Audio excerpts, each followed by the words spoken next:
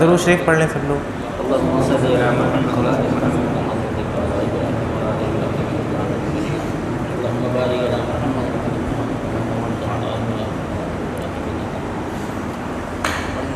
مولاي صل وسلم دائما ابدا على حبيبك خير الخلق كلهم.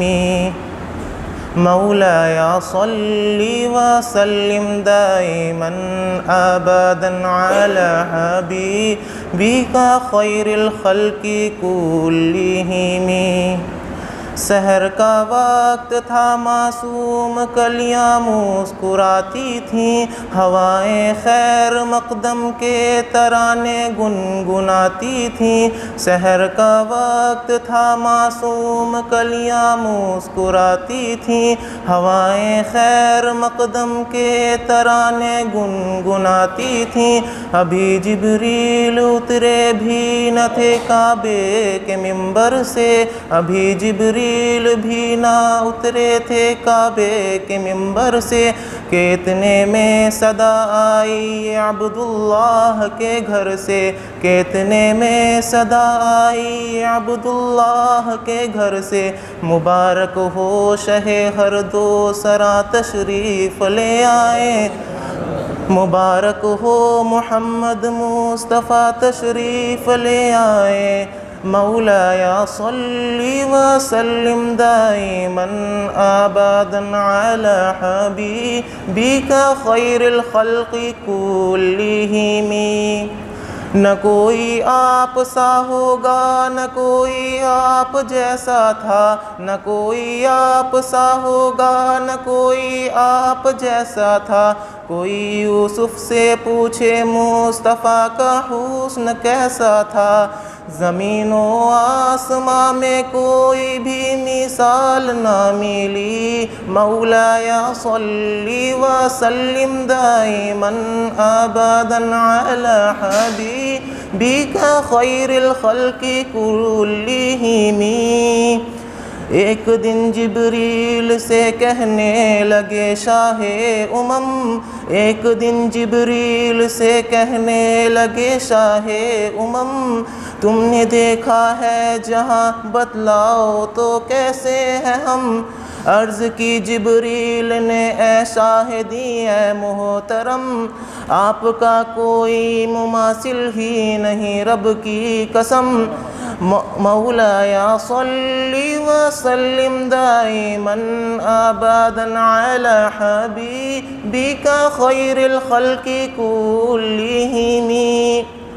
کوئی بھی دور ہو ہر حکم ان کا معتبر ایسا، کہ ان کا ہاں نہیں کہنا بھی ہے قرآن کے جیسا. وہی تو دین و دنیا ہے جو باتیں آپ نے کہی. مولاي صل وسلم دائما ابدا على حبيبك خير الخلق كلهم. درود ان پر سلام ان پر یہی کہنا خدا کا ہے، درود ان پر سلام ان پر یہی کہنا خدا کا ہے. خدا کے بعد جو ہے مرتبہ صلی علی کا ہے، وہی سردار عالم ہے، وہی غمخوار امت ہے. وہی تو حشر کے میدان میں سب کی شفاعت ہے، شفاعت کے لیے سب کی نظر ان پر پڑی ہوگی. مولاي صل وسلم دائما ابدا على حبيبك خير الخلق كلهم. السلام علیکم. مجھے یاد آ رہا ہے تیرا پاک آستانہ، مجھے یاد آ رہا ہے تیرا پاک آستانہ. میرے دل پہ چھا رہا ہے وہی کیف عاشقانہ.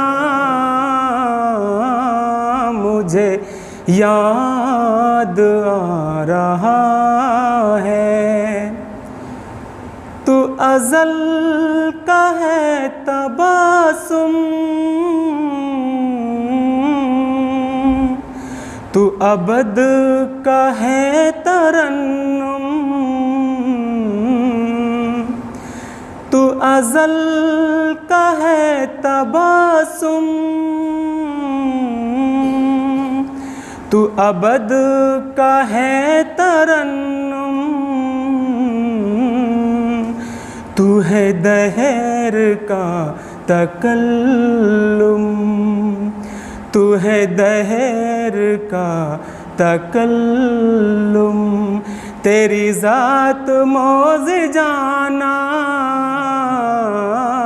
مجھے یاد آ رہا ہے، تیرا پاک آستانہ مجھے یاد آ رہا ہے۔ کوئی اور ہو تو ہو تیرا آشنا نہیں ہے، کوئی اور ہو تو ہو تیرا آشنا نہیں ہے،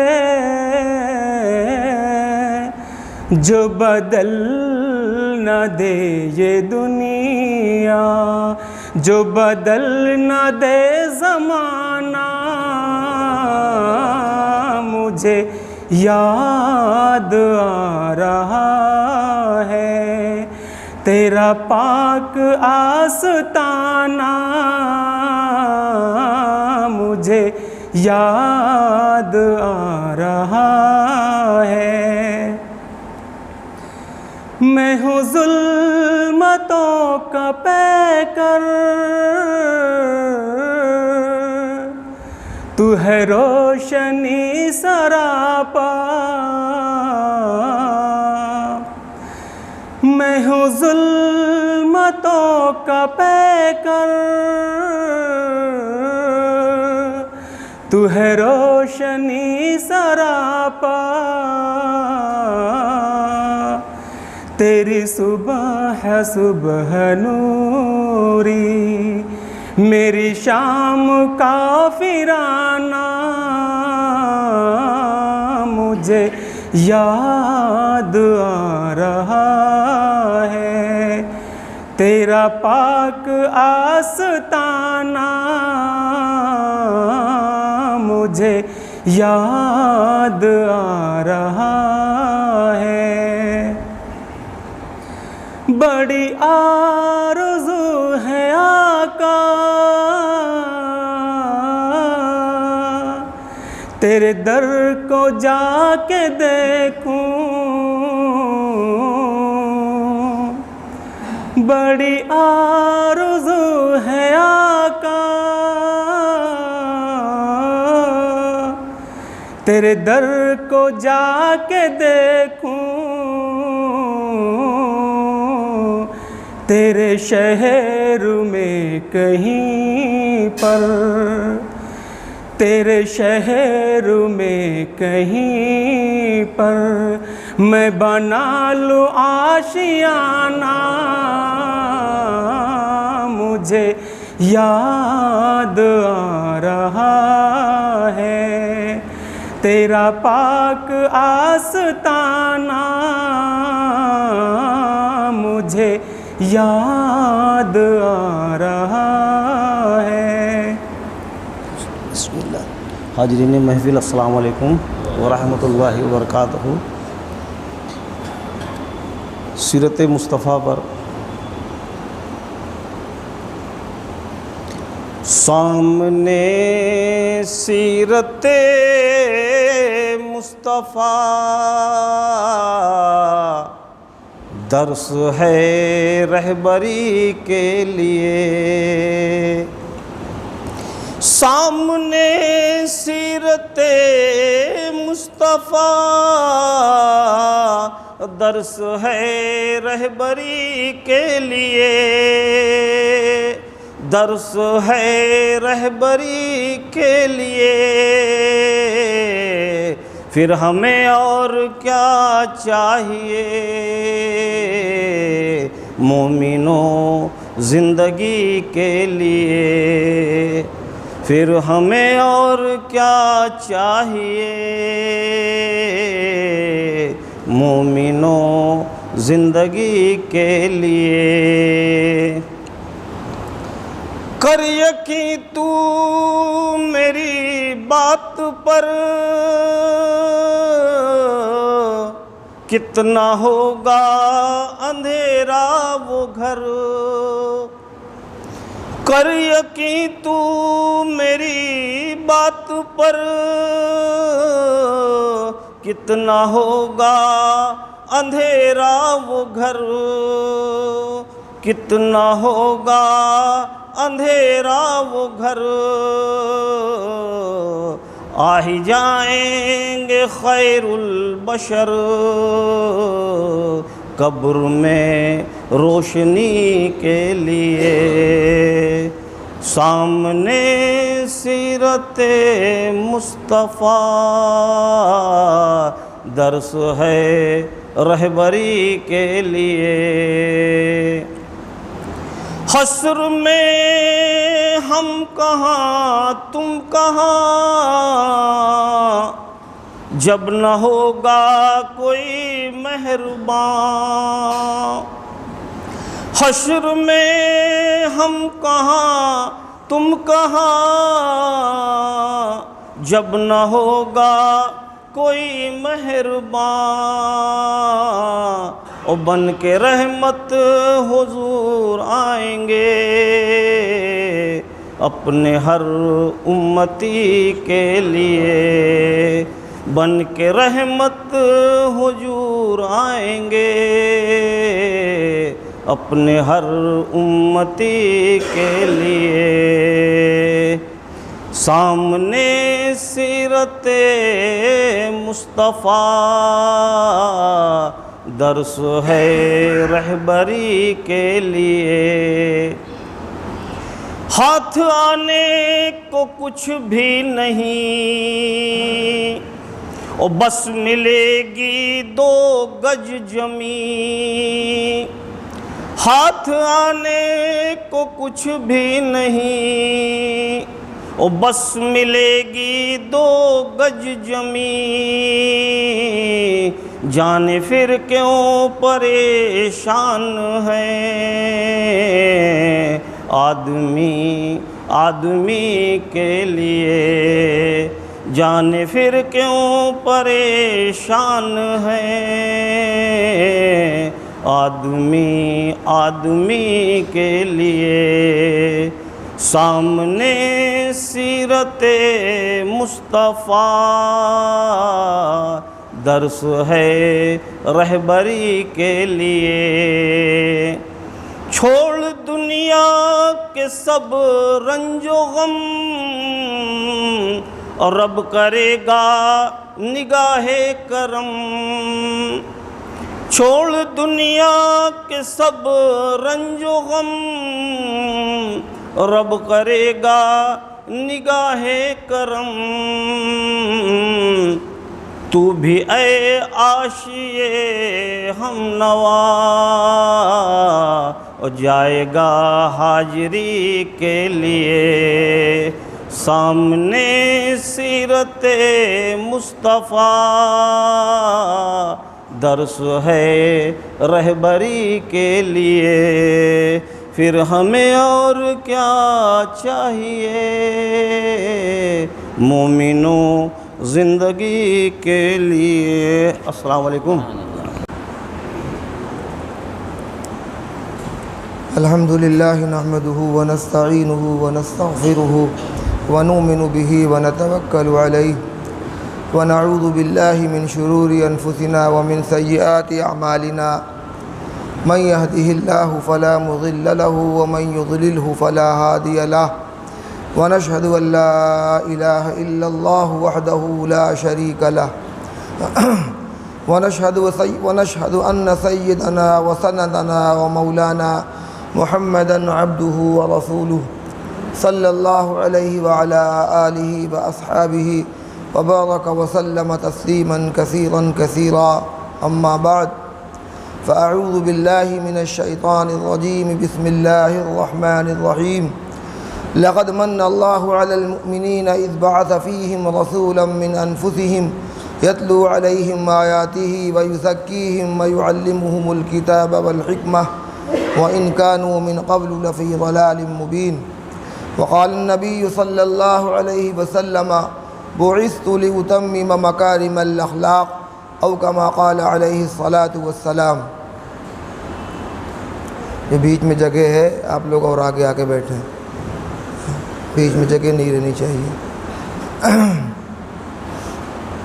محترم بزرگوں، دوستوں، بچوں، نوجوانوں، ہماری پردہ نشین خواتین، بہنیں، بچیاں،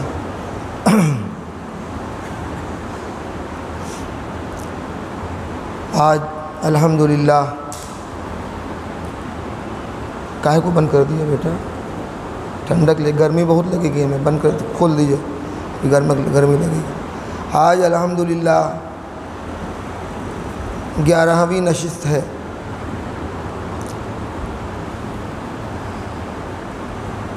اللہ کا فضل و کرم ہے کہ اس نے ہمیں قوت دی، طاقت دی، توفیق دی، اور اپنے رسول صلی اللہ علیہ وسلم کا تذکرہ اور ان کی سیرت اور ان کی باتیں ہمیں سننے کے لیے اور سنانے کے لیے چنا. این سعادت بزور بازو نیست تا نہ بخشد خدائے بخشندہ. یہ سعادت اپنے قوت بازو میں نہیں ہے، اللہ کی توفیق سے یہ سعادت ہم سب کو ملی ہے. جیسا کہ آپ جان رہے ہیں کہ یہ ایک سلسلے وار گفتگو ہے، ایک سلسلے وار تذکرہ ہے، جس کو اول سے آخر تک سمیٹنے کی کوشش کی جا رہی ہے.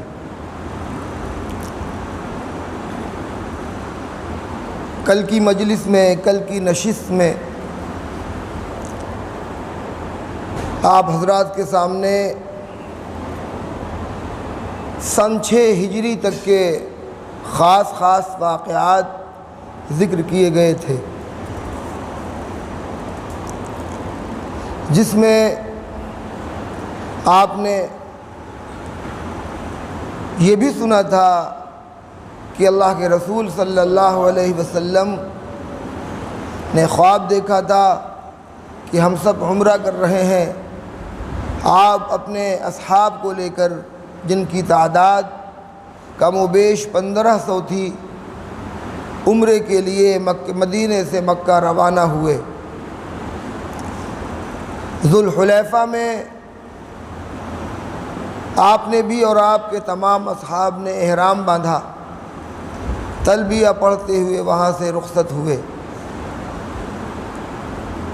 جب رسول اللہ صلی اللہ علیہ وسلم مقام حدیبیہ پر پہنچے تو آپ نے اپنے اصحاب میں سے کچھ لوگوں کو بھیجا اور مکے والوں کو یہ اطلاع کروائی کہ ہم لوگ صرف اور صرف عمرہ کرنے کے ارادے سے آئے ہیں، احتیاطاً کچھ ہتھیار اپنے ساتھ میں رکھ لیے ہیں تاکہ راستے میں کوئی خطرہ نہ ہو سکے. قطعاً ہمارا ارادہ تم لوگوں سے جنگ کرنے کا نہیں ہے. لیکن مشرکین مکہ نے جب یہ سنا تو بھڑک اٹھے اور کسی بھی صورت میں مسلمانوں کو عمرے کی اجازت دینے پر وہ راضی نہیں ہوئے. بار بار لوگ آتے جاتے رہے، گفت و شنید ہوتی رہی، باتیں ہوتی رہیں، لیکن ہر بار وہ لوگ اسی بات پر بضد اور مصر تھے کہ ہم آپ لوگوں کو اس سال عمرہ کرنے کی اجازت نہیں دے سکتے۔ آخر کار اللہ کے رسول صلی اللہ علیہ وسلم نے حدیبیہ کے مقام پر کفار مکہ سے ایک صلح کی، جس میں بہت سی دفعات تھیں، جس میں یہ بھی تھا کہ 10 سال تک جنگ بندی پر معاہدہ ہو رہا ہے۔ اچھا بند کر دیے نے، خراب ہو جائے کہیں۔ 10 سال تک جنگ بندی پر معاہدہ ہو رہا ہے۔ اس کے ساتھ اور بھی دفعات تھیں جس کا تذکرہ کل آپ کے سامنے کیا گیا۔ آپ صلی اللہ علیہ وسلم نے اور آپ کے اصحاب نے بغیر عمرہ کیے اپنا احرام کھولا، اپنے جانوروں کو ذبح کیا اور واپس تشریف لے آئے۔ اللہ رب العزت نے راستے میں سورہ فتح کی آیات نبی صلی اللہ علیہ وسلم پر نازل فرمائیں، جس میں آپ کے اس اقدام کو رب العزت نے فتح مبین سے تعبیر کیا۔ انا فتحنا لک فتحا مبینا، اے نبی ہم نے آپ کو فتح مبین عطا فرمائی۔ بظاہر وہ صلح اور وہ معاہدہ اپنی کمزوری ظاہر کر رہا تھا، جیسا کہ اصحاب نبی صلی اللہ علیہ وسلم نے اس کا ذکر کیا کہ اتنا دب کر صلح کیوں کی جا رہی ہے، لیکن آپ کی نگاہ بصیرت ان واقعات کو دیکھ رہی تھی۔ آپ نے اپنے اصحاب کو منع فرما دیا اور از خود آگے آ کر آپ نے صلح کی۔ درمیان میں ایک واقعے کا ذکر رہ گیا، اس کو بھی میں آپ کو سنا دینا چاہتا ہوں۔ مشہور واقعہ ہے، سیرت کی کتابوں میں لکھا ہوا ہے۔ جب غزوہ احزاب پیش آیا، اور غزوہ احزاب 5 ہجری میں پیش آیا، جس کی تفصیلات کل میں آپ کو سنا چکا ہوں۔ اس موقع پر مسلمانوں کے لیے بڑی دشواری اور بڑی پریشانی تھی، اور خود رب العزت نے اس واقعے کا ذکر قرآن میں کیا۔ وَبَلَغَتِ الْقُلُوبُ الْحَنَاجِرَ وَتَظُنُّونَ بِاللَّهِ الظُّنُونَ۔ مسلمانوں کی پریشانی اور ان کی دشواری، خود رسول اللہ صلی اللہ علیہ وسلم کی فکر کا تذکرہ اللہ نے یوں کیا کہ کلیجہ مسلمانوں کا منہ کو آیا جا رہا تھا، اور اللہ کے پر بس وہ امید باندھے ہوئے تھے۔ گھبراہٹ کی، پریشانی کی انتہا نہیں تھی۔ اس غزوے سے جب آپ فارغ ہوئے، رب العزت نے اس غزوے میں مسلمانوں کو فتح عطا فرمائی، ان کا دفاع فرمایا، جس کی تفصیلات کل آپ سن چکے ہیں۔ ادھر مدینے میں ایک قبیلہ آباد تھا، یہودیوں کا قبیلہ تھا، جس کا نام تھا بنو قریظہ۔ مسلمانوں سے ان کا معاہدہ تھا۔ جن 3 قبیلوں سے رسول اللہ صلی اللہ علیہ وسلم نے مدینے میں معاہدہ امن کیا تھا، ان میں قبیلہ بنو قریظہ بھی تھا، لیکن یہ لوگ تھے بہت شریر قسم کے، نہایت درجے خبیث قسم کے لوگ تھے۔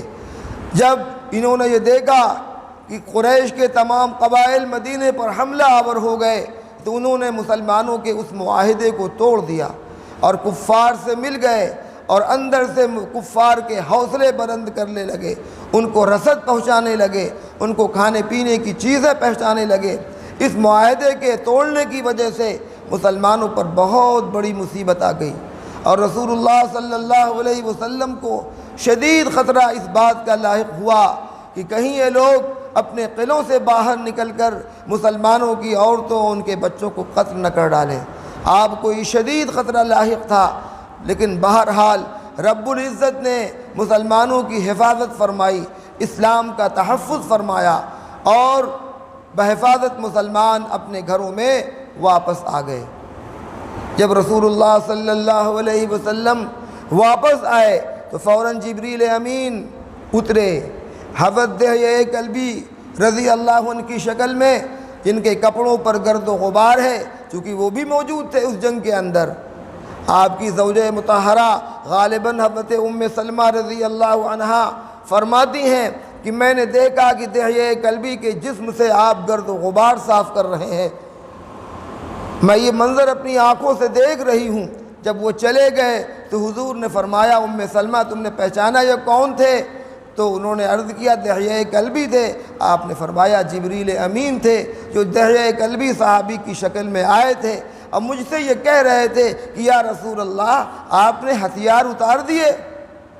ہم نے تو ابھی ہتھیار نہیں اتارے ہیں، اور فرشتے سارے کے سارے مسلح ہیں، ہتھیار بند ہیں، اور بنو قریظہ سے جنگ کرنی ہے۔ جب تک اس مہم کو ہم فتح نہ کر لیں گے اس وقت تک ہم اور تمام فرشتے جو اس جنگ میں شریک ہیں اسلحے اپنے اتار نہیں سکتے، لہذا آپ فوراً چلیں، میں آگے آگے چل رہا ہوں، ان لوگوں کا محاصرہ کرتا ہوں۔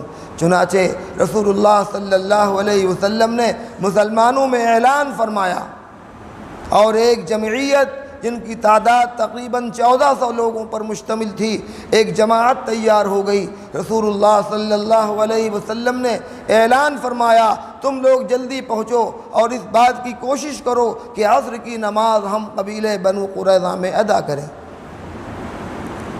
اس جنگ میں قبیلے اوس کے سردار حضرت سعد بن معاذ رضی اللہ عنہ کو ایک تیر لگا تھا، جس کی وجہ سے ان کو شدید زخم آئے تھے اور ان کا جسم کا خون نکلا جا رہا تھا۔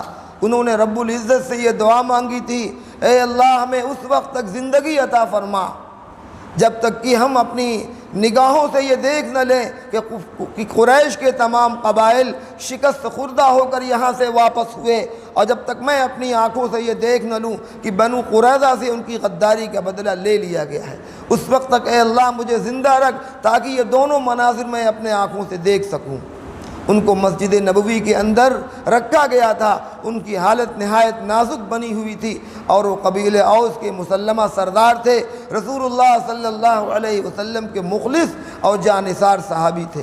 حضور صلی اللہ علیہ وسلم نے اپنے صحابہ کو لیا، فوراً پہنچ کر قبیلے بنو قریظہ کے لوگوں کا محاصرہ کر لیا، گھیرا بندی کر لی، وہ سب اپنے قلعوں کے اندر محفوظ ہو گئے اور قلعے کی دیواروں پر چڑھ کر مسلمانوں کو گالیاں دینے لگے، وہاں سے پتھر برسانے لگے۔ حضرت علی رضی اللہ عنہ آگے آئے اور انہوں نے آ کر فرمایا اے سور اور کتوں کی اولادو، کیا فرمایا؟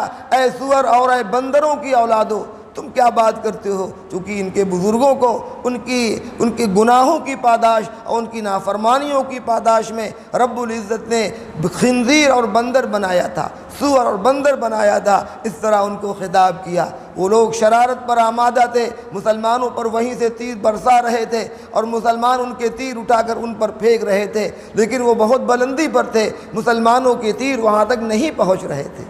یہ محاصرہ جاری رہا۔ رسول اللہ صلی اللہ علیہ وسلم نے قلعے سے ذرا دور اپنے اصحاب کو روک رکھا تھا تاکہ ان کے تیر سے مسلمان محفوظ رہیں۔ یہ محاصرہ 15 روز تک جاری رہا، یہاں تک کہ وہ مجبور ہو گئے اور ان کا سارا سامان رسد جو کھانے پینے کا انتظام انہوں نے اپنے قلعے کے اندر کر رکھا تھا، وہ سارا کا سارا سامان رسد جب ختم ہو گیا تو وہ بلبلا اٹھے اور انہوں نے اس بات کی درخواست کی کہ ہمیں امان چاہیے، ہم مسلمانوں کے سامنے اپنے ہتھیار ڈالنے کے لیے تیار ہیں، ہمیں امان چاہیے، اور اپنے قلعے کے دروازے انہوں نے کھول دیے۔ رسول اللہ صلی اللہ علیہ وسلم نے فرمایا تمہیں امان اس طرح نہیں دیا جائے گا، تم کسی کو اپنا حکم و فیصل مقرر کرو، وہ جو تمہارے سلسلے میں فیصلہ کرے گا وہی فیصلہ تمہارے بارے میں نافذ کیا جائے گا۔ سعد بن معاذ رضی اللہ عنہ کا قبیلے بنو قریظہ کے لوگوں سے حلیفانہ تعلق تھا، انہوں نے کہا کہ ہم سعد بن معاذ کو اپنا حکم تسلیم کرتے ہیں، ان کے فیصلے کو مانتے ہیں۔ چنانچہ رسول اللہ صلی اللہ علیہ وسلم نے ان سے پوچھا کیا تمہیں سعد بن معاذ کا فیصلہ پسند ہے اور قبول ہے؟ انہوں نے کہا ہم بالاتفاق ان کے فیصلے کو قبول کرتے ہیں۔ چنانچہ سعد بن معاذ کو بلایا گیا، ان کی حالت بہت ہی نازک بنی ہوئی تھی۔ حضور صلی اللہ علیہ وسلم نے ان کو دیکھا، ان کا استقبال کیا اور قبیلہ اوس کے لوگوں سے کہا قوموا لسیدکم، اے قبیلہ اوس کے لوگوں اپنے سردار کے استقبال کے لیے کھڑے ہو جاؤ۔ چنانچہ ان کے قوم کے لوگوں نے ان کا کھڑے ہو کر استقبال کیا۔ حضور صلی اللہ علیہ وسلم نے قبیلے بنو قریظہ کے لوگوں کا معاملہ سعد ابن معاذ کے سامنے رکھا کہ ان لوگوں نے بالاتفاق آپ کو حکم اور فیصل مقرر کیا ہے، آپ ان کے سلسلے میں کیا فیصلہ کرتے ہیں؟ تو سعد ابن معاذ نے کہا میں اس فیصلہ کرنے میں کسی ملامت کرنے والے کی ملامت کی پرواہ نہیں کروں گا، میرا فیصلہ یہ ہے کہ ان کے مردوں کو قتل کر دیا جائے، ایک کو بھی زندہ نہ چھوڑا جائے، اور ان کے بچوں اور ان کی عورتوں کو غلام و کنیز بنا دیا جائے، کسی کو باقی نہ چھوڑا جائے، ان کے اموال پر، ان کی ساری چیزوں پر مسلمان قبضہ کر لیں اور اس کو مال غنیمت بنا لیں۔ چنانچہ حضور اقدس صلی اللہ علیہ وسلم نے فرمایا جو فیصلہ سعد ابن معاذ کا ہے وہی ساتویں آسمان پر رب العزت کا بھی یہی فیصلہ ہے۔ رب العزت نے سعد ابن معاذ کے فیصلے کی حمایت فرمائی اور اس کی تائید اور اس کی تقویت فرمائی، چنانچہ اس پورے قبیلے کے سارے لوگوں کو قید کر کے باندھ کر مدینہ لایا گیا اور ایک خندق کھدوائی گئی اور یکے بعد دیگرے ان کو قتل کروا دیا گیا اور ان کی عورتوں کو کنیزیں بنا لیا گیا، ان کے اموال پر اور ان کی ساری چیزوں پر مسلمانوں نے قبضہ کر لیا، بے شمار اسلحے وہاں سے نکلے، بے شمار مال و دولت وہاں سے نکلا، چونکہ ان کا وہ بہت مضبوط قلعہ تھا۔ اور ظاہر ہے یہ مسلمانوں کی طرف سے ان پر ظلم نہیں تھا، عین پریشانی اور مصیبت کے وقت انہوں نے غداری کی تھی، اور کوئی بھی قوم غداروں کو نہیں بخشتی ہے، غداروں کی اور عہد شکنی کرنے والوں کی یہی سزا ہر قوم و ملت کے اندر ہے، چنانچہ اللہ رب العزت نے بھی اس غدار قوم کو بھی یہی سزا دلوائی، ان پر اپنا عذاب مسلط کیا۔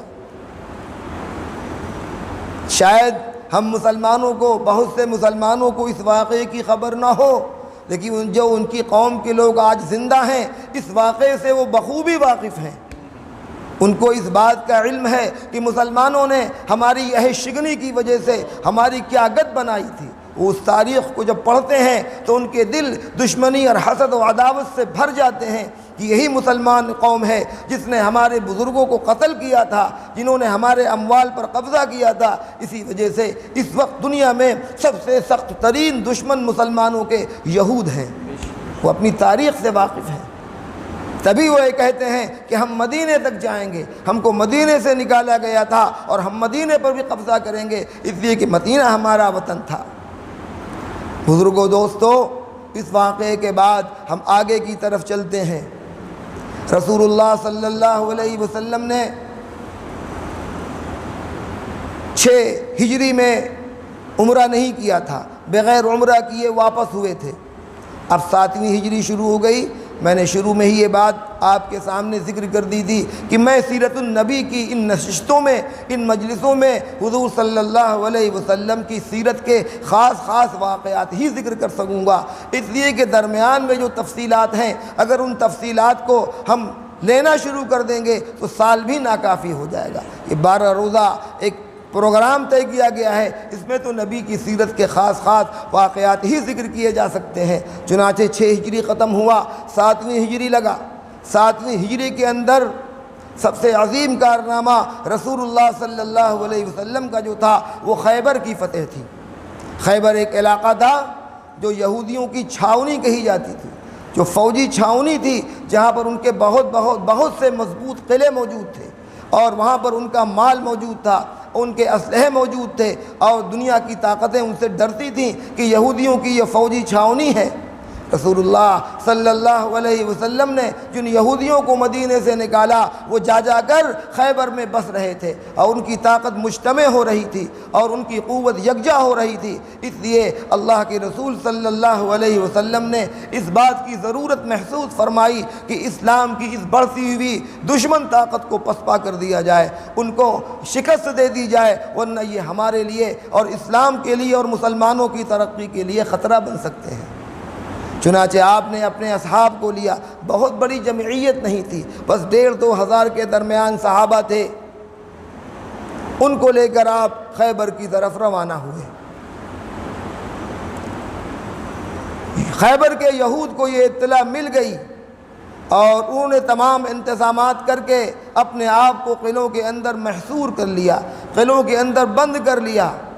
حضور اقدس صلی اللہ علیہ وسلم نے قلعے کے ارد گرد پڑاؤ ڈالا، مسلمان وہاں پر رکے، اور ظاہر ہے جب وہ اپنے قلعوں کے اندر محصور تھے، بند تھے، تو ان سے جنگ کیسے کی جا سکتی تھی؟ قلعوں کے دروازے مضبوط تھے، اس کو توڑنا اور اس کے تالوں کو توڑنا کوئی اتنی آسان بات نہیں تھی۔ بہرحال حصار باقی رہا مسلمانوں کا، گھیرا بندی رہی، اور گھیرا بندی بڑھتی چلی گئی، اور کوئی فیصلہ نہیں ہو رہا ہے، کوئی فیصلہ نہیں ہو رہا، یہاں تک کہ پھر کچھ چھوٹے چھوٹے قلعے فتح ہوئے۔ دھیرے دھیرے مسلمانوں نے ان پر اپنا تسلط جمانا شروع کیا، لیکن ان قلعوں میں قموس کا ایک قلعہ تھا، یہودیوں کے جو قلعے خیبر میں تھے ان میں سے ایک قلعہ قموس کا تھا، وہ کسی طرح فتح نہیں ہو رہا تھا۔ ایک دن اللہ کے رسول صلی اللہ علیہ وسلم نے جھنڈا ابو بکر صدیق کے ہاتھ میں دیا، دن بھر جنگ ہوتی رہی اور دن بھر مزاحمت ہوتی رہی، لیکن کوئی فیصلہ نہیں ہو سکا۔ دوسرے دن عمر فاروق کو جھنڈا دیا، اس دن بھی کوئی فیصلہ نہیں ہو سکا۔ ادھر رسول اللہ صلی اللہ علیہ وسلم کے سر مبارک میں شدید درد شروع ہو گیا، جس کی وجہ سے آپ میدان میں جا نہیں پا رہے ہیں اور اپنے اصحاب کو منتخب فرما رہے ہیں، لیکن جنگ کا فیصلہ نہیں ہو رہا ہے۔ اگلے دن آپ نے جب دیکھا کہ دوسرے دن بھی کوئی فیصلہ نہیں ہوا، تو آپ نے فرمایا کل میں ایسے شخص کو جھنڈا دوں گا جس سے اللہ اس کا رسول راضی ہے، جس سے اللہ اس کا رسول خوش ہے۔ چنانچہ صحابہ حیرت میں کہ اب دیکھیے کل کس کو جھنڈا ملتا ہے، ہر ایک اپنے سلسلے میں یہ گمان کر رہا ہے کہ ہو سکتا ہے اللہ اس کے رسول کے نزدیک میں ہی پسندیدہ ہوں اور مجھے جھنڈا مل جائے۔ چنانچہ جب اگلا دن آیا تو آپ اپنے حجرہ شریفہ سے، جو آپ کے لیے عریشہ بنایا گیا تھا، جو آپ کے لیے جھوپڑی بنائی گئی تھی، جہاں پر آپ کا قیام تھا، وہاں سے آپ باہر تشریف لائے اور فرمایا این علی ابن ابی طالب، علی ابن ابی طالب کہاں ہیں؟ سب لوگوں کو سمجھ میں آیا کہ اللہ کے رسول صلی اللہ علیہ وسلم علی ابن ابی طالب کو آج جھنڈا دینا چاہتے ہیں۔ پتہ یہ چلا کہ وہ موجود نہیں ہے، ان کی آنکھیں پرآشوب تھیں، ان کی آنکھیں آئی ہوئی تھیں، بہت شدید تکلیف تھی، وہ بالکل آنے کی پوزیشن میں نہیں تھے۔ حضور نے فرمایا ان کو لایا جائے۔ چنانچہ ایک آدمی کے سہارے وہ میدان تک آئے، اللہ کے رسول صلی اللہ علیہ وسلم نے ان کی حالت دیکھی، ان کے سر کو اپنی آغوش میں لیا اور لعاب دہن نکال کر آنکھوں میں لگایا اور فرمایا اے اللہ علی سے ٹھنڈک اور گرمی کو دور کر دے۔ یہ دعا فوراً قبول ہو گئی۔ حضرت علی فرماتے ہیں اس کے بعد سے کبھی بھی پوری زندگی میرے آنکھوں میں کبھی کوئی تکلیف نہیں ہوئی، اور چونکہ حضور نے یہ دعا دی تھی کہ اللہ علی سے ٹھنڈک اور گرمی کو دور کر دے، اس لیے وہ فرمایا کرتے تھے میں گرمی کے زمانے میں موٹے کپڑے پہن لیتا تھا اور مجھے گرمی نہیں لگتی تھی، ٹھنڈک کے زمانے میں مہین اور باریک کپڑے پہن لیا کرتا تھا، مجھے ٹھنڈک نہیں لگتی تھی۔ گرمی کے زمانے میں گرمی نہیں لگ رہی ہے، چاہے جتنے موٹے کپڑے پہن لیں، اور ٹھنڈک کے زمانے میں باریک اور مہین کپڑے پہن لیں، ٹھنڈک کا احساس نہیں ہوتا تھا، کیونکہ حضور کی دعا ان کے ساتھ شامل حال تھی۔ پھر آپ نے ان کے سر پر عمامہ باندھا، زرہ پہنائی، اپنی تلوار ذوالفقار ان کو عطا فرمائی، اور وصیتیں کرتے ہوئے جھنڈا ان کو تھمایا، کہا علی جاؤ۔ حضرت علی رضی اللہ عنہ کی ساری تکلیف کافور ہو چکی تھی، وہ جھنڈا لے کر آگے بڑھے اور یہود خیبر کو آپ نے مقابلے کی دعوت دی۔ جھنڈا علی کے ہاتھ میں ہے، ادھر سے یہود نے قلعے کا دروازہ کھولا اور یک بارگی مسلمانوں پر حملہ کیا، 7 مسلمانوں کو شہید کر ڈالا۔ حضرت علی رضی اللہ عنہ کے ہاتھ میں جھنڈا ہے، علی ابن ابی طالب آگے بڑھے اور ان کو ایک بارگی ان پر حملہ کیا، وہ بھاگے، ان کو دوڑایا اور قلعے کے اندر گھس گئے، چونکہ قلعہ قریب تھا، قلعے کے اندر گھس کے دروازہ بند کر لیتے تھے۔ پھر یہود کا سب سے بڑا مشہور پہلوان مرحب نکلا، علی ابن ابی طالب سے پوچھا تم کون ہو؟ کہا میں علی ابن ابی طالب ہوں۔ وہ خوف زدہ ہو گیا، اس پر رعب طاری ہو گیا، اس پر رعب طاری ہو گیا، اس لیے کہ اس نے ایک دن پہلے یہ خواب دیکھا تھا کہ ایک شیر ہے جس نے میرے جسم کے ٹکڑے ٹکڑے کر دیے ہیں، خوف زدہ ہو گیا۔ علی ابن ابی طالب پر اس نے حملہ کیا، علی ابن ابی طالب نے اس کے حملے کو روکا، اور سنبھل کر اس پر حملہ کیا اور تلوار مونڈے پر لگی، جسم کو چیرتے ہوئے ناف تک آئی اور اس کے جسم کے 2 ٹکڑے ہو گئے۔ مرحب جب مارا گیا تو یہود کے اندر بھگدڑ مچ گئی۔ حضرت علی رضی اللہ عنہ آگے بڑھے اور ایک کافر پر حملہ کیا، اور حملے کو روکنے کے لیے جو سامان ان کے پاس تھا وہ گر گیا۔ ایک یہودی نے اس سامان کو اٹھا لیا جس سے وہ اپنی تلواروں کو روکا کرتے تھے۔ جب وہ سامان ان کے ہاتھ سے چھوٹ گیا تو تقریباً 70-80 یہود ان پر جھپٹ پڑے کہ علی ابن ابی طالب کو مار دیا جائے، علی ابن ابی طالب کو قتل کر دیا جائے۔ واللہ تاریخ اس بات پر شاہد ہے کہ علی ابن ابی طالب آگے بڑھے اور قلعہ قموس کے دروازے کو اکھاڑ لیا اور اس کو اپنے لیے ڈھال بنا لیا۔ ان کی ڈھال گر گئی تھی، ان کی ڈھال گر گئی تھی۔ آگے بڑھے اور خیبر کے اس قلعے کے دروازے کو نکال لیا اور اس کو اپنے سامنے کر لیا، تلواریں اس پر روکنے لگے۔ جب لوگوں نے دیکھا کہ اتنا بہادر و شجاع شخص ہے جس نے قلعے کے دروازے کو اکھاڑ کر اس کو ڈھال بنا لیا ہے، تو ان میں بھگدڑ مچ گئی، وہ سب بھاگے۔ جبریل امین کی اس بہادری و شجاعت کی تعریف آسمانوں میں کی گئی۔ فوراً جبریل امین حاضر ہوئے اور عرض کیا اللہ کی طرف سے علی کے لیے سلام آیا ہے۔ ان کی بہادری اور ان کی شجاعت کی تعریف اللہ رب العزت خود فرما رہا ہے۔ جب علی ابن ابی طالب نے قموس کے اس قلعے کو فتح کر لیا تو واپس آئے۔ اللہ کے رسول صلی اللہ علیہ وسلم خود اپنے حجرہ شریفہ سے ان کے استقبال کے لیے آگے آئے اور علی کو اپنی سینے سے لگایا، اور علی سے فرمایا، حضور نے، علی میں تم سے راضی ہوں، علی میں تم سے راضی ہوں۔ علی خوشی کے مارے رونے لگے تو حضور نے فرمایا علی کیوں روتے ہو، غم کا رونا ہے یا خوشی کا رونا ہے؟ تو علی نے فرمایا یا رسول اللہ اتنی بڑی سعادت ملنے کے بعد فرط مسرت سے میں رو رہا ہوں۔ تو حضور نے فرمایا علی میں ہی تم سے خوش نہیں ہوں بلکہ تمہارا رب بھی تم سے خوش ہے، تمہارا رب بھی خوش ہے۔ 7 ہجری میں ایک بڑا کارنامہ اللہ کے رسول صلی اللہ علیہ وسلم کا سامنے آیا۔ خیبر کا قلعہ فتح ہو گیا اور دشمن راستے سے ہٹائے گئے۔ اس کے بعد ان کے تمام مال غنیمت کو اکٹھا کیا گیا اور وہاں پر بہت سی چیزیں تھیں، کھیتیاں تھیں، باغات تھے۔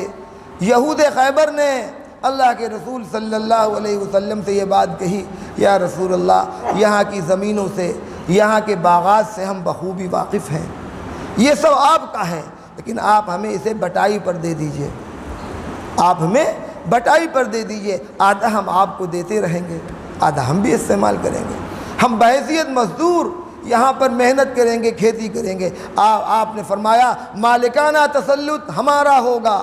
انہوں نے کہا یا رسول اللہ ہم اس کو ماننے کے لیے تیار ہیں، مالکانہ تسلط آپ کا ہے، لیکن ہم صرف بٹائی پر ان زمینوں کو مانگ رہے ہیں، اس لیے کہ آپ کو اندازہ نہیں ہے میں ان زمینوں کو برت رہا ہوں، اس میں کھیتی کر رہا ہوں، لہذا اگر آپ مناسب سمجھیں تو ان زمینوں کو ہم کو دے دیں۔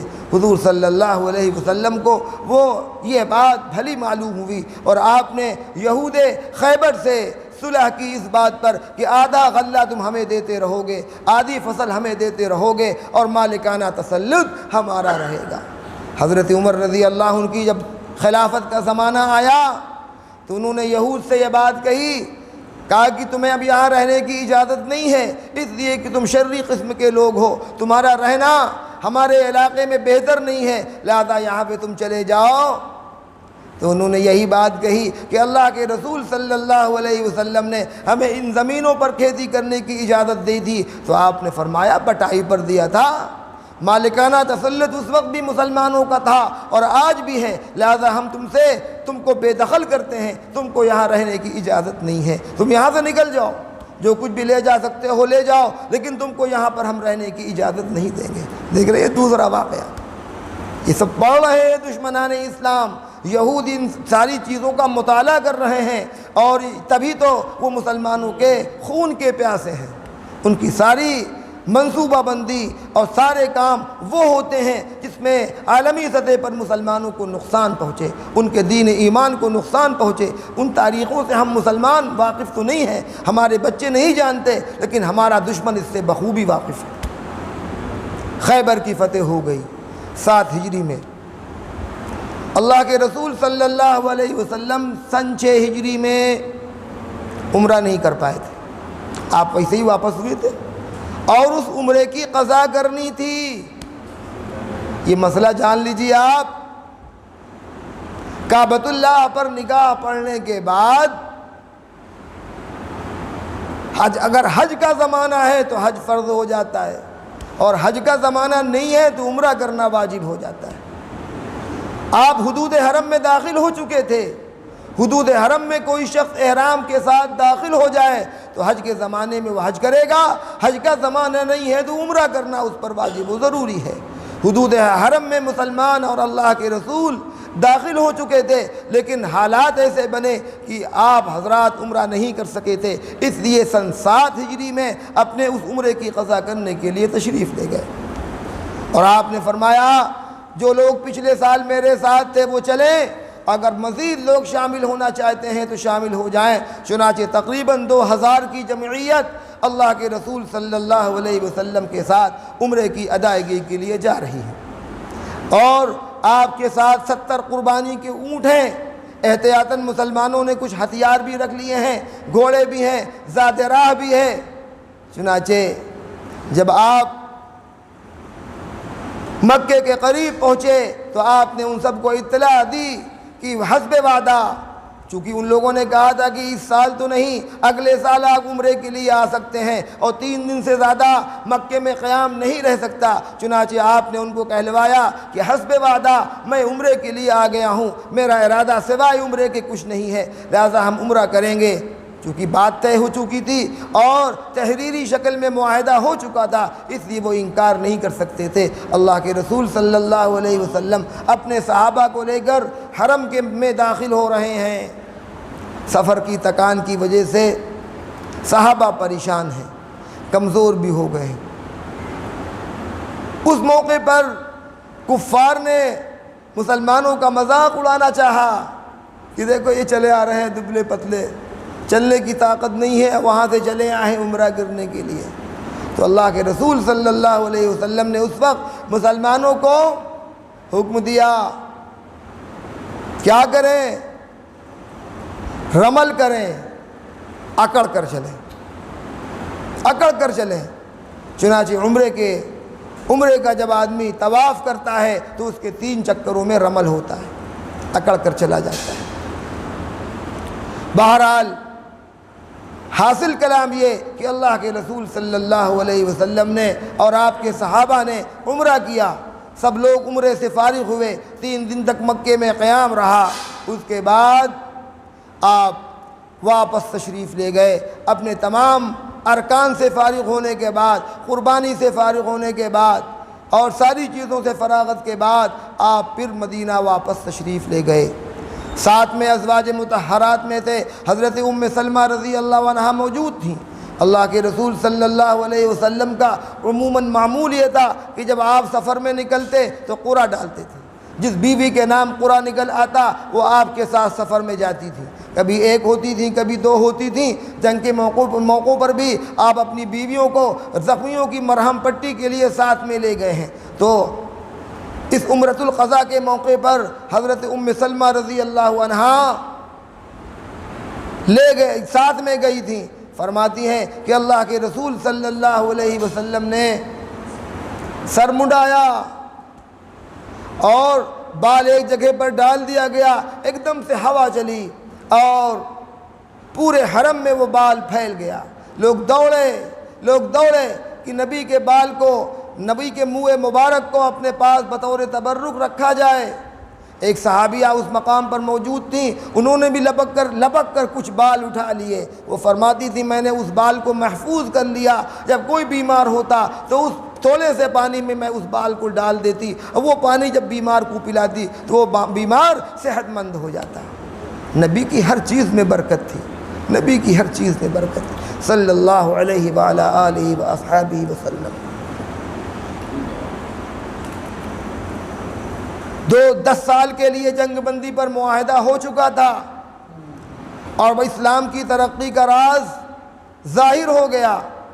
جس صلح پر صحابہ تیار نہیں ہو رہے تھے، اس صلح کے فوائد سمجھ میں آنے لگے، اور جو لوگ مکے میں تھے، جو لوگ دبے دبائے تھے، ان لوگوں نے کھلم کھلا اپنے اسلام کا اعلان کر دیا، اور وہ جو اب تک کمزور تھے وہ داعی کی حیثیت سے نکل کر باہر آنے لگے، اور انہوں نے کفار مکہ کے ساتھ مناظرہ اور بحث شروع کر دی، اسلام کی ترجمان وہ بن گئے۔ چنانچہ بہت سے لوگ، اب چونکہ پابندیاں ختم ہو چکی تھیں، اب مسلمانوں پر وہاں پر کوئی ظلم و ستم نہیں کر سکتا تھا، اس لیے بہت سے کفار مکہ دائرہ اسلام میں داخل ہونے لگے، اور وہ بہت سے وفد جو خوف اور دہشت کی وجہ سے حضور کے پاس نہیں آ سکتے تھے، مدینے نہیں آ سکتے تھے، راستے مامون و محفوظ ہو گئے تھے، اب وفدوں کی شکل میں، اب لوگ افراد کی شکل میں لوگ نہیں آ رہے تھے، اب جماعتوں کی شکل میں پورا کا پورا قبیلہ آ رہا تھا اور دائرہ اسلام میں داخل ہو رہا تھا۔ اسلام کی ترقی کا راز تب کھل کر سامنے آیا، اور اسی 2 سال میں اللہ کے رسول صلی اللہ علیہ وسلم نے بادشاہوں کو دعوتی خطوط لکھے، قیصر و کسریٰ کے دربار میں آپ نے اسلام کی دعوت پہنچائی، مصر اور دیگر شہروں میں وہاں کے حکمرانوں کو اسلام کی دعوت پہنچائی۔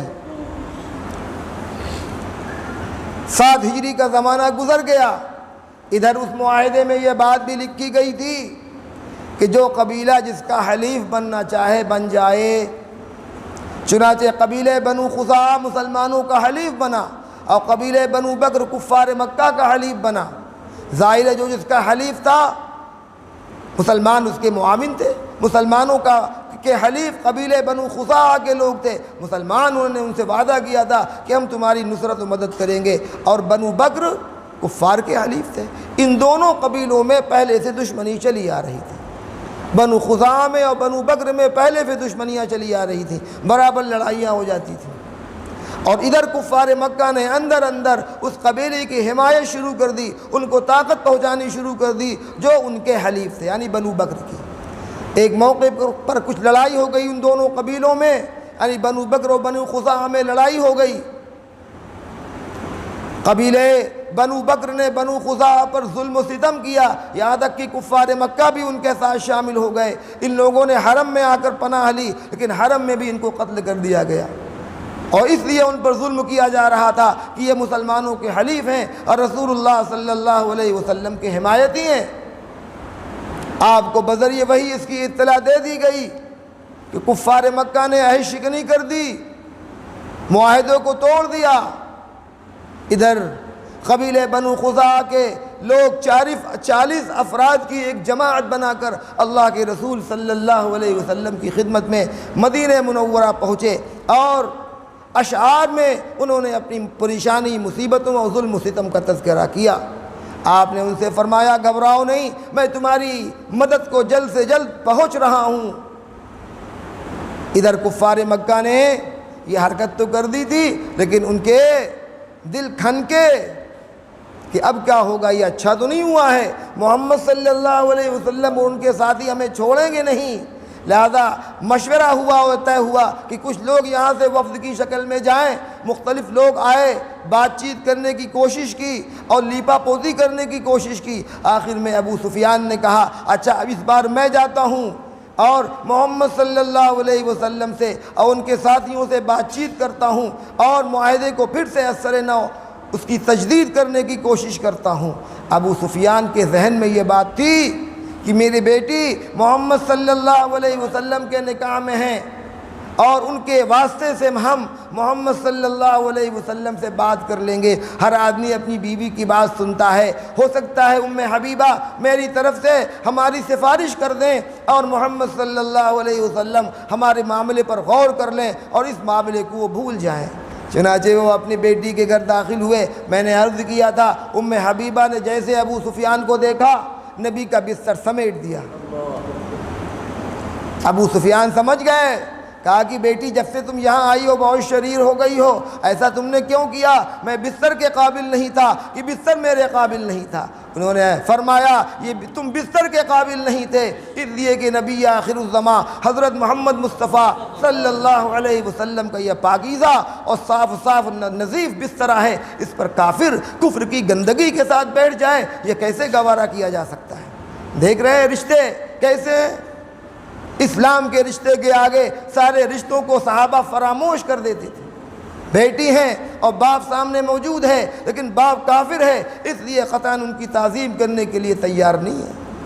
نکل آئے وہاں سے غصے میں، اپنی اہانت برداشت نہیں ہوئی، آئے اللہ کے رسول صلی اللہ علیہ وسلم کی خدمت میں، وہی لیپا پوتی کرنے کی کوشش کی. آپ نے خاموشی اختیار کی، کوئی جواب نہیں دیا. وہ کہتے رہے جو کہتے رہے، آپ نے کوئی جواب نہیں دیا. ابو بکر رضی اللہ عنہ کے پاس گئے، ان سے بھی جا کر منت سماجت کی، انہوں نے بھی کوئی جواب نہیں دیا. عمر فاروق کے پاس گئے، وہ تو سخت مزاج آدمی تھے، انہوں نے کہا اچھا بات کرنے آئے ہو، مجھے اجازت ہو تو میں تمہیں اسی وقت قتل کر دوں. تم وہ قوم ہو، تم نے اسلام کو وہ نقصان پہنچایا ہے اور تم نے مسلمانوں کو وہ گزند پہنچایا ہے، میں تمہیں زندہ نہ جانے دوں یہاں سے. بات کرنے کی جرأت اور ہمت لے کر یہاں آئے ہو. عمر سے کیا بولتے؟ علی ابن ابی طالب کے پاس گئے، انہوں نے بھی صاف جواب دیا میں کچھ نہیں جانتا. یہاں تک کہ فاطمہ کے پاس گئے، حضرت فاطمہ رضی اللہ عنہا کے پاس، کہا کہ فاطمہ مجھے امان دو. کہا کہ میں عورت ذات ہوں، میرے امان کی کیا حیثیت ہے؟ تو انہوں نے کہا کہ تمہاری بہن زینب نے اپنے شوہر کے لیے امان حضور سے طلب کی تھی. یہ واقعہ میں آپ کو بتاتا چلوں کہ حضرت زینب رضی اللہ عنہا کے شوہر بدر کے واقعے تک مسلمان نہیں ہوئے تھے، وہ بھی گرفتار ہو کر آئے تھے. تو بیوی تھیں، اپنے شوہر سے محبت آ گئی، انہوں نے حضور سے عرض کیا اے ابا جان میرے شوہر کو امان دے دیجئے، میں نے امان دے دی ہے، آپ بھی اس امان کو تسلیم کر لیجئے. تو حضور نے کہا اچھا ٹھیک ہے، ان کو امان دی جاتی ہے. تو ابو سفیان نے اس کا حوالہ دیا. حضرت فاطمہ نے کہا جانے تو جو واقعہ ہوا میں امان نہیں دے سکتی. تو کہنے لگا، اس وقت کہنے لگا ہی کہا جائے گا، اس وقت مسلمان نہیں ہوئے تھے، ارے حسن حسین کو تم بھیج دو میرے ساتھ، اور وہ چل کے حرم مدینے میں وہ جا کر مسجد نبوی کے اندر میرے لیے امان دے دیں. تو حضرت فاطمہ نے کہا وہ چھوٹے بچے ہیں، ان کے امان سے کیا مطلب، ان کے ذمہ دار تو محمد الرسول اللہ صلی اللہ علیہ وسلم ہیں، ان کی اجازت کے بغیر یہ بچے کچھ نہیں کر سکتے. لہذا مایوس ہو کر ان کو واپس ہونا پڑا. اور جا کر ابو سفیان نے کہا کہ حالات اچھے نہیں ہیں، چوکنا رہو، حملہ کسی وقت بھی ہو سکتا ہے. ادھر اللہ کے رسول صلی اللہ علیہ وسلم نے اعلان کروا دیا تھا کہ جنگ کی تیاری کرو. کسی کو اطلاع نہیں دی گئی تھی، صرف صدیق اکبر اس راز کو جان رہے تھے کہ مکہ فتح ہونا ہے اس بار. عام مسلمانوں میں کسی کو اس کی اطلاع نہیں تھی، بس صرف یہ تھا کہ رخت سفر تیار کرو، سامان جہاد تیار کرو اور ایک مہم پر جانا ہے. صحابہ تیاری میں تھے، وہاں تو اس بات کی کوئی گنجائش ہی نہیں تھی. نبی کا حکم ہے تیاری میں رہنا ہے، تیاری میں رہیں. چنانچہ رمضان المبارک کا مہینہ آیا.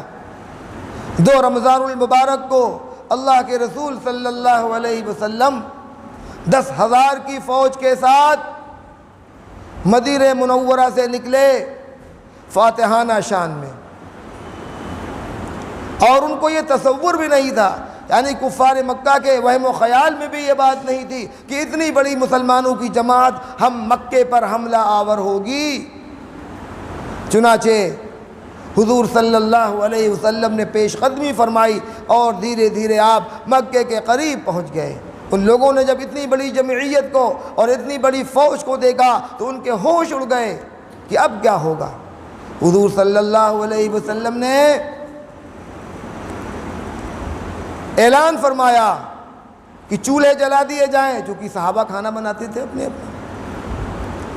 اور عام طور سے ہر 10 آدمی پر ایک چولہا جلتا تھا. 10 فوجی مل کر اپنا ایک چولہا جلاتے تھے، کھانا تیار ہو. حضور نے فرمایا 5 آدمیوں پر چولہا جلایا جائے، چولہوں کی تعداد بڑھا دی جائے تاکہ دشمنوں پر خوف و ہمارا غلبہ طاری ہو جائے. ابو سفیان اس وقت تک مسلمان نہیں ہوئے تھے. حضرت عباس کے ساتھ ایک پہاڑی پر چڑھے اور دور سے مسلمانوں کی فوج کا منظر دیکھا، کہا کہ اللہ اکبر. چولہے جس قدر دکھ رہے ہیں اس سے اندازہ یہ ہو رہا ہے کہ 20,000 سے کم مسلمانوں کی فوج نہیں. حضور کا یہ حربہ کامیاب ہو گیا. دل خوف و ہراس سے لرز گیا. اور دل میں خوف و دہشت پیدا ہو گئی. کس کی مجال تھی جو اسلام کی اتنی بڑی فوج کے سامنے آ سکتا تھا. چنانچہ اگلے روز رسول اللہ صلی اللہ علیہ وسلم فاتحانہ شان سے مکے میں داخل ہو رہے ہیں. لیکن آپ کی عجز و انکساری کا یہ عالم ہے. سیرت نگاروں نے لکھا ہے کہ آپ کا سر جھکا جا رہا ہے، یہاں تک کہ آپ کا سر مبارک اونٹنی کے پیٹھ سے لگا جا رہا ہے. عقل نہیں ہے مسلمانوں میں. خود رسول اللہ صلی اللہ علیہ وسلم سجدہ شکر بجا لا رہے ہیں اور اس کو اللہ کی نعمت سمجھ رہے ہیں، اپنی کامیابی نہیں خدا کی طرف سے نعمت عظمیٰ سمجھ رہے ہیں. ایک منکسر المزاج اور ایک عاجزانہ انداز میں وہ مکے میں داخل ہو رہے ہیں. اسی درمیان ابو سفیان حضرت عباس کے ساتھ آتے ہیں. حضرت عباس پہلے مسلمان ہو چکے ہیں. ابو سفیان کو اپنی پناہ میں لے کر آتے ہیں اور رات ہی میں جبکہ مسلمانوں کے چولہے جل رہے تھے وہ گزرتے ہوئے جا رہے ہیں. لوگ دیکھ رہے ہیں، یہاں تک کہ عمر خطاب کے چولہے کے پاس سے جب گزرے تو عمر خطاب ایک دم سے لپکے حضرت عباس کی طرف. کہا یہ دشمن اسلام کہاں جا رہا ہے؟ اس کو تم نے کہاں لے رکھا ہے؟ فوراً میں اس کی گردن یہیں پر ماروں گا، اس نے اسلام کو شدید نقصان پہنچایا ہے. تو حضرت عباس رضی اللہ عنہ نے فوراً کہا کہ یہ میری امان میں ہے، اس کو آپ بخش دیجئے. چنانچہ رسول اللہ صلی اللہ علیہ وسلم کی خدمت میں پہنچے اور حضور سے ان کی سفارش کی. آپ نے ان کے سامنے اسلام پیش کیا. حضرت سفیان نے اسلام قبول کر لیا. اسلام کا سخت ترین دشمن جس نے احزاب کے موقع پر اور جس نے احد کے موقع پر مسلمانوں کو شدید نقصان پہنچایا تھا. احد میں یہی تو سپہ سالار تھے. بدر میں ابو جہل تھا، احد میں یہ سپہ سالار بن کر آئے تھے، اور احزاب و خندق میں بھی یہی سپہ سالار بن کر آئے تھے.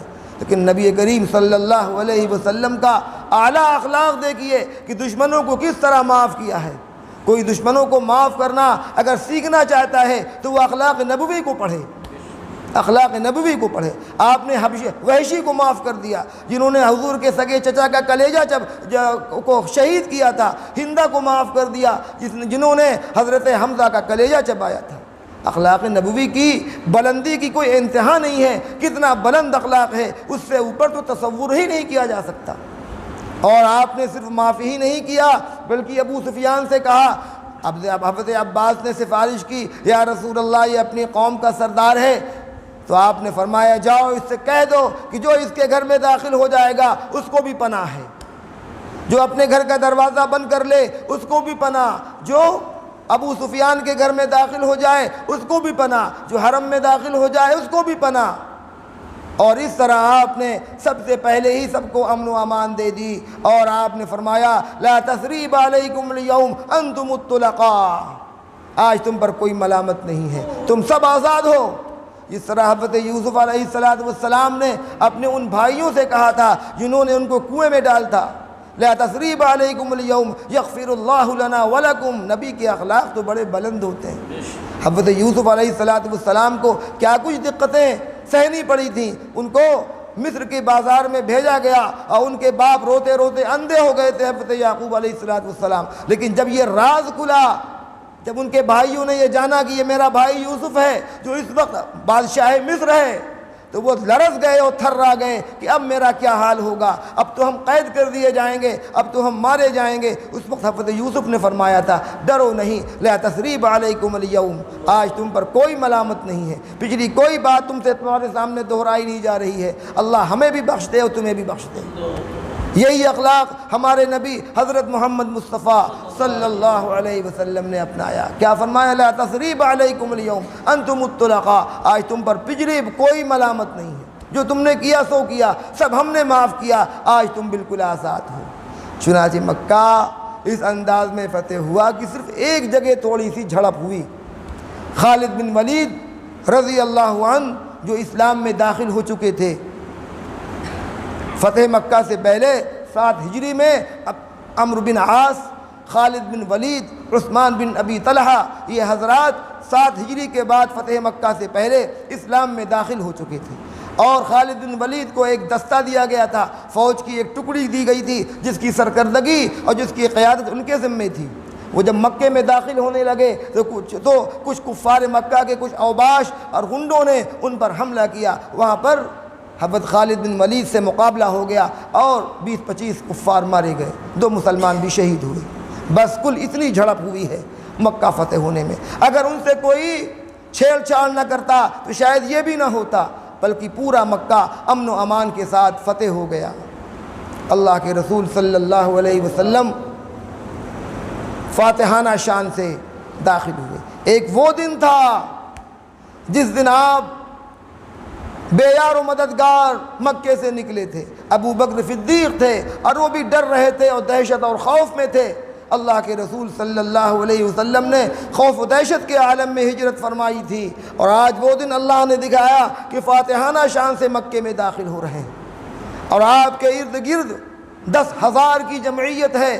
جانثارانہ انداز میں صحابہ آپ کے ساتھ چل رہے ہیں, اور جس طرح ایک جرنیل اور ایک فوجی حکمراں داخل ہوتا ہے اس طرح آپ اپنے وطن میں داخل ہو رہے ہیں.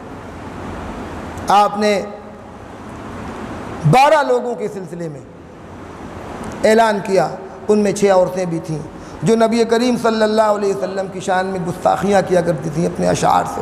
کچھ لوگ تھے جو نبی کو گالیاں دیا کرتے تھے. حکم خداوندی تھا کہ ان کو نہ بخشا جائے, ان کو قتل کر دیا جائے, لیکن ان 12 لوگوں میں سے بھی کچھ لوگوں کو اللہ کے رسول صلی اللہ علیہ وسلم نے بخش دیا تھا, باقی اور لوگوں کو قتل کرا دیا گیا.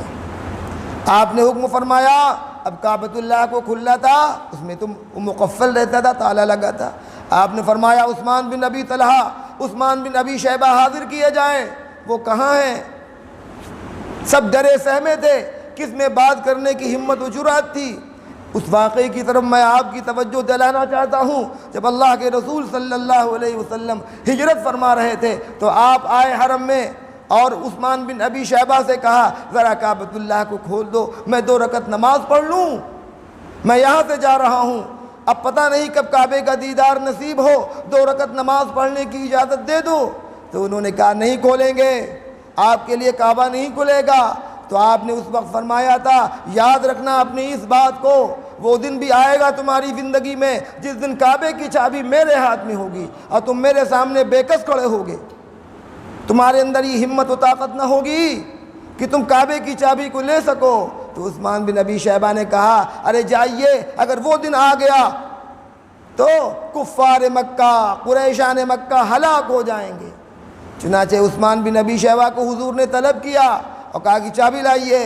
کہاں مجالتی کی چابی نہ دیتے, چابی دی گئی, چابی دی گئی. اور اس کے بعد ان کے اندر مانگنے کی بھی ہمت نہیں تھی. آپ نے پھر چابی ان کو مرحمت فرمائی, کہا کہ لو اب میں یہ چابی تمہیں دیتا ہوں. یاد ہے تمہیں وہ دن؟ کہا یاد ہے یا رسول اللہ, یاد ہے وہ دن جو آپ نے فرمایا تھا کہ چابی میرے ہاتھ میں ہوگی, میں مالک ہوں گا, تمہیں کوئی اختیار نہ ہوگا. آپ نے فرمایا لو یہ چابی میں آج تم کو دیتا ہوں, اور یہ چابی قیامت تک تم سے سوائے ظالم کے کوئی لے نہ سکے گا. یہ ہے اخلاق نبوی, یہ ہے اخلاق نبوی. چنانچہ اس وقت سے لے کر آج تک اسی خاندان میں کعبے کی چابی چلی آ رہی ہے. کلید بردار وہی خاندان ہے, شیبی خاندان جو کہا جاتا ہے. چنانچہ کعبہ کھولا گیا, کعبے کا دروازہ کھلا, رسول اللہ صلی اللہ علیہ وسلم اندر داخل ہوئے. کعبے کے ارد گرد اندر بت رکھے ہوئے تھے, 360 بت تھے. قمری سال میں 360 دن ہوتے ہیں, اسی لیے انہوں نے 360 بت رکھے تھے, ہر دن کا الگ الگ بت.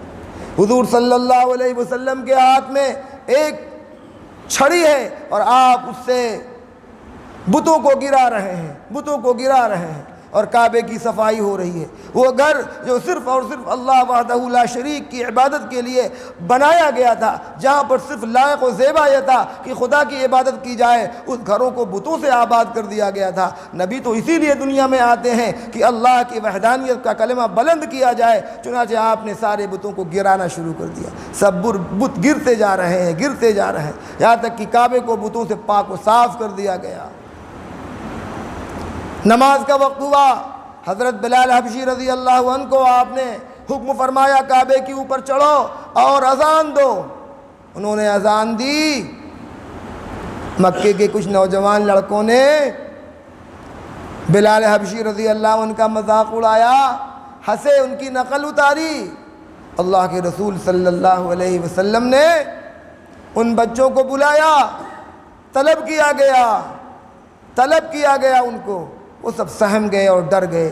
اب کیا ہوگا؟ ہم زندہ نہ بچ پائیں گے۔ اب دیکھیے نبی کا اخلاق۔ ابھی ایک واقعہ آپ کو میں اور سناؤں گا۔ نبی کے اخلاق کا تذکرہ ہونا چاہیے تاکہ ہم بھی اپنے اندر اخلاق نبوی پیدا کریں۔ وہ بچے ڈرے سہمے، جیسے نوجوان بچوں میں ہوتا ہے ہنسی ٹھٹا اڑانا، وہ بچے ہنسے ڈرے سہمے حضور کے پاس آئے۔ آپ نے ان کو کچھ نہیں کہا، ان کے سینوں پر ہاتھ رکھا اپنا، اور ایمان ان کے اندر پیوست ہو گیا، سب کے سب مسلمان ہو گئے۔ دیکھ رہے ہیں نبی کے معجزہ کہ آپ نے ان کے سینوں پر اپنا دست مبارک رکھا اور وہ سب دائرے اسلام میں داخل ہو گئے۔ یہ ساری چیزیں اور سارے معجزے نبی کے وہاں پر ظاہر ہو رہے ہیں۔ اللہ کے رسول صلی اللہ علیہ وسلم اس مہم سے فارغ ہوئے۔ تفصیلات تو بہت ہیں، لیکن میں جہاں تک پہنچنا چاہ رہا ہوں وہاں تک پہنچنے کے لیے بہت سی باتیں چھوڑنی پڑیں گی۔ ضروری باتیں میں آپ کو بتا رہا ہوں۔ اس مہم سے آپ فارغ ہوئے اور جو کچھ بھی تھا آپ نے سب کو عنایت کیا، بخشا، اور سب سے ملاقاتیں کی، سب کچھ معاملات ہو گئے۔ حنین کی طرف اس کے بعد آپ نے رخ کیا۔ قبیلہ حوازن کے لوگ حنین میں آباد تھے، اور قبیلہ حوازن کے لوگوں نے حضور کی اطاعت قبول نہیں کی تھی، اسلام میں داخل نہیں ہوئے تھے، اور وہ مکے کے قریب تھے۔ انہوں نے کہا کہ مسلمانوں نے محمد صلی اللہ علیہ وسلم نے مکہ فتح کر لیا ہے، جب ہم سے بھڑیں گے تب پتہ چلے گا۔ چنانچہ 2000 کی جمعیت آپ کے ساتھ اور شامل ہو جاتی ہے، 12000 کی فوج لے کر آپ حنین کی طرف بڑھ رہے ہیں۔ اب مکے کے ہی سفر میں حنین بھی فتح ہو رہا ہے۔ قبیلہ حوازن کے لوگوں کو اس کی اطلاع ہوئی اور انہوں نے تیاریاں مکمل کر لی۔ مسلمانوں کو جس راستے سے ہو کر جانا تھا وہ ایک پتلا راستہ تھا، ایک تنگ راستہ تھا، اور ان راستوں کے ارد گرد یہ تیر لے کر بیٹھ گئے، گھات لگا کر بیٹھ گئے۔ مسلمان جب اس راستے سے جائیں گے تو ان پر تیر اندازی کی جائے گی۔ مسلمانوں کو اس کی اطلاع نہیں تھی، اور دل میں ذرا کچھ خیال بھی پیدا ہو گیا۔ دل میں خیال کیا پیدا ہوا؟ ارے جب ہم 313 تھے تب ہم نے 1000 پر فتح پائی تھی، آج تو ہمارا لشکر 12000 کا ہے۔ اللہ رب العزت نے مسلمانوں کی ہر موقع پر اصلاح فرمائی، اور سورہ توبہ کی آیتیں نازل ہوئی جب مسلمان وہاں پر پہنچے۔ اب سنیے واقعہ، جب مسلمان وہاں پر پہنچے، جیسے اس تنگ راستے سے گزرنے لگے تیروں کی بارش شروع ہو گئی، اور مسلمان اس کی تاب نہ لا سکے، قدم اکھڑ گئے۔ سب سے آگے خالد بن ولید کا دستہ تھا، ان کی ٹکڑی تھی، اس قدر تیر برسائے گئے کہ خالد بن ولید جیسا سپہ سالار پیچھے ہٹ گیا، مقابلے کی تاب نہ لا سکے۔ اس کے بعد اللہ کے رسول صلی اللہ علیہ وسلم نے معاملے کو سنبھالا، یہاں تک کہ آپ تنہا رہ گئے، انتشار پیدا ہو گیا، اور آپ خود تنہا پیدل چلے جا رہے ہیں، یہ کہتے ہوئے انا ابن عبد الطالب انا النبی، میں سچا نبی ہوں، میں ابو طالب کا خاندان کا آدمی ہوں، میں عبداللہ کا بیٹا ہوں، یہ کہتے ہوئے آپ آگے بڑھ رہے ہیں اور خود اکیلے مقابلہ کر رہے ہیں۔ بہرحال تھوڑی دیر کے بعد مسلمانوں کی فوجیں پھر اکٹھی ہوئیں اور حملہ کیا گیا، حنین فتح ہو گیا۔ اللہ رب العزت نے اس موقع پر قرآن میں آیتیں نازل فرمائیں، لقد نصرکم اللہ ویوم حنین اذ اعجبتکم کثرتکم فلم تغن عنکم شیئا وضاقت علیکم الارض بما رحبت ثم ولیتم مدبرین۔ مسلمانوں اس وقت کو یاد کرو جبکہ تم کو اپنی تعداد پر تھوڑا سا گھمنڈ آ گیا، اور تمہاری جمعیت، تمہاری تعداد تم کو بچا نہ سکی، اور تم پیٹ پھیر کر بھاگے، پیٹ دکھا کر بھاگے، تم برداشت نہ کر سکے۔ اصلاح کی گئی مسلمانوں کی، حنین فتح ہو گیا، بے انتہا مال غنیمت۔ صحابہ فرماتے اس قدر بکریاں ملی، اس قدر بکریاں ملی کہ شمار نہیں ہوتا تھا، ہزاروں گھوڑے، اونٹ، تمام غلہ جات، تمام سامان، بالکل چاروں طرف مال غنیمت ہی مال غنیمت، وہ سب بھاگ گئے۔ اسی سفر میں آپ نے طائف فتح کیا، وہ طائف جہاں کے لوگوں نے آپ پر پتھر برسایا تھا، جہاں سے آپ کو زخمی کر کے واپس کیا گیا تھا، جہاں پر آپ کی بات کو رد کیا گیا تھا، اس مقام پر بھی، اس شہر میں بھی آپ فاتحانہ انداز میں داخل ہوئے اور طائف بھی آپ نے فتح کر لیا، طائف بھی فتح ہو گیا۔ ان تمام مہمات سے فراغت پانے کے بعد جب انصار مدینہ نے یہ دیکھا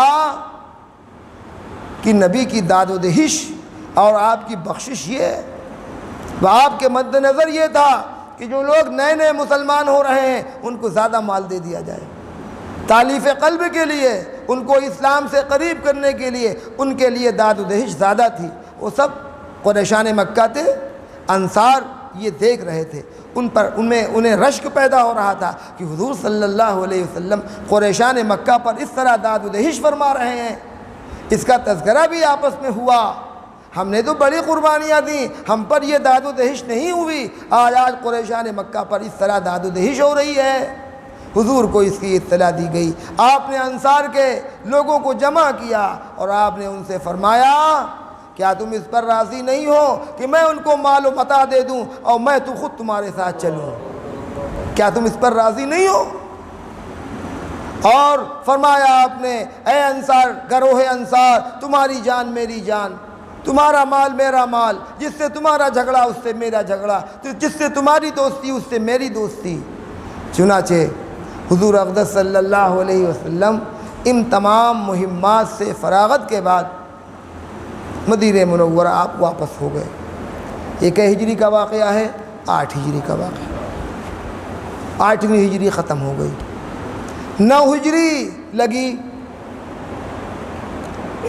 حضور صلی اللہ علیہ وسلم کو یہ بات معلوم ہوئی کہ مقام تبوک پر رومی اکٹھا ہو رہے ہیں جو مدینے پر حملہ آور ہونا چاہتے ہیں، بڑی جمعیت، لاکھوں کی تعداد میں بڑی جمعیت لے کر مدینے پر حملہ آور ہونا چاہتے ہیں۔ اللہ کے رسول صلی اللہ علیہ وسلم نے اعلان عام کر دیا۔ آپ کی عمومی عادت یہ تھی کہ آپ بتایا نہیں کرتے تھے کہ کدھر چلنا ہے، جدھر جانا ہوتا تھا اس کے خلاف کا راستہ پوچھتے تھے، جانا ہے پورب پچھم کا راستہ پوچھتے، مشرق کا راستہ پوچھتے، راز نہیں کھولتے تھے۔ لیکن وہ غزوہ جو غزوہ تبوک کہا جاتا ہے، جو نبی کریم صلی اللہ علیہ وسلم کا سب سے آخری غزوہ ہے۔ دیکھیے پہلا غزوہ غزوہ ابوا، بدر سے بھی پہلے، جس میں جنگ تو نہیں ہوئی تھی لیکن آپ خود تشریف لے گئے تھے۔ میں نے شروع میں یہ بات بتائی تھی کہ جس مہم میں آپ خود تشریف لے گئے اس کو غزوہ کہتے ہیں، اور جہاں پر آپ نے اپنے صحابہ کو بھیجا وہ سریہ کہلاتا ہے۔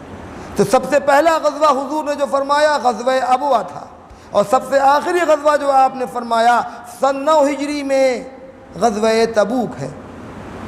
اعلان عام آپ نے فرما دیا کہ سب کو نکلنا ہے، یہی وہ غزوہ ہے جس میں سب پر جانا فرض تھا۔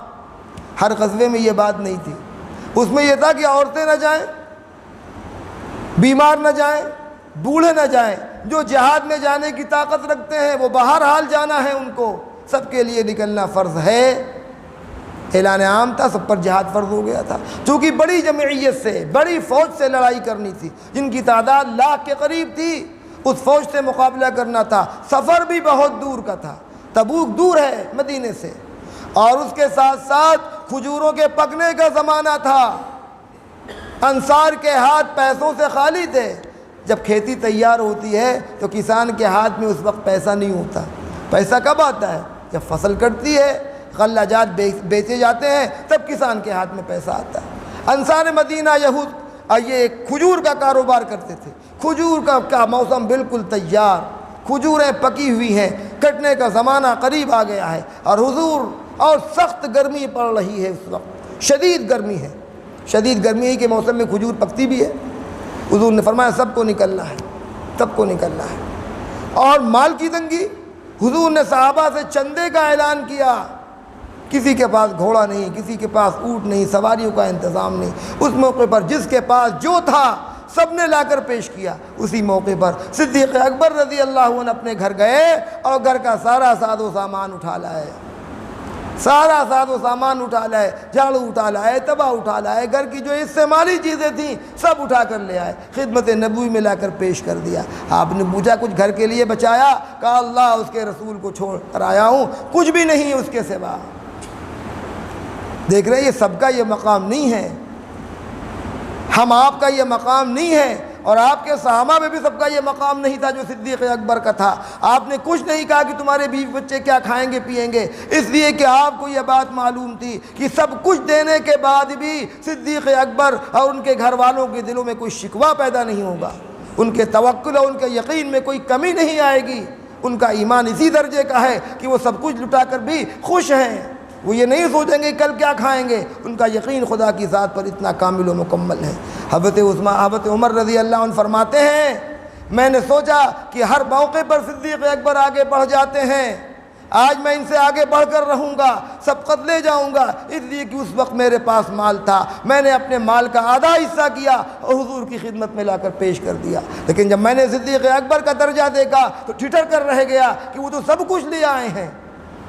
وہاں گنتی نہیں ہو رہی تھی کہ کتنا روپیہ کس نے دیا، وہاں یہ دیکھا جا رہا تھا کون کیا لایا، آدھا لایا کہ پورا لایا، کیا ہے اس سے بحث نہیں ہے۔ صدیق اکبر پورا لے آئے تھے، عمر فاروق نے آدھا ہی دیا۔ جب آئے تب سمجھ میں آیا اور یہ کہنے لگی کہ صدیق ہم تم سے آگے کبھی نہیں بڑھ سکتے، تمہارا مقام بہت بلند و بالا ہے۔ اللہ کے رسول صلی اللہ علیہ وسلم نے فوج اکٹھا کی، بڑی بھیڑ ہو گئی۔ عموماً آپ جب اپنی فوج لے کر نکلتے تھے تو لوگوں کے نام لکھے جاتے تھے، گنتی ہوتی تھی، دیکھا جاتا تھا کون کون جا رہا ہے، چھوٹے بچے ہوتے تھے ان کو واپس کر دیا جاتا تھا، چونکہ وہاں تو ہر فرد بشر کے اندر جذبہ جہاد موجود تھا۔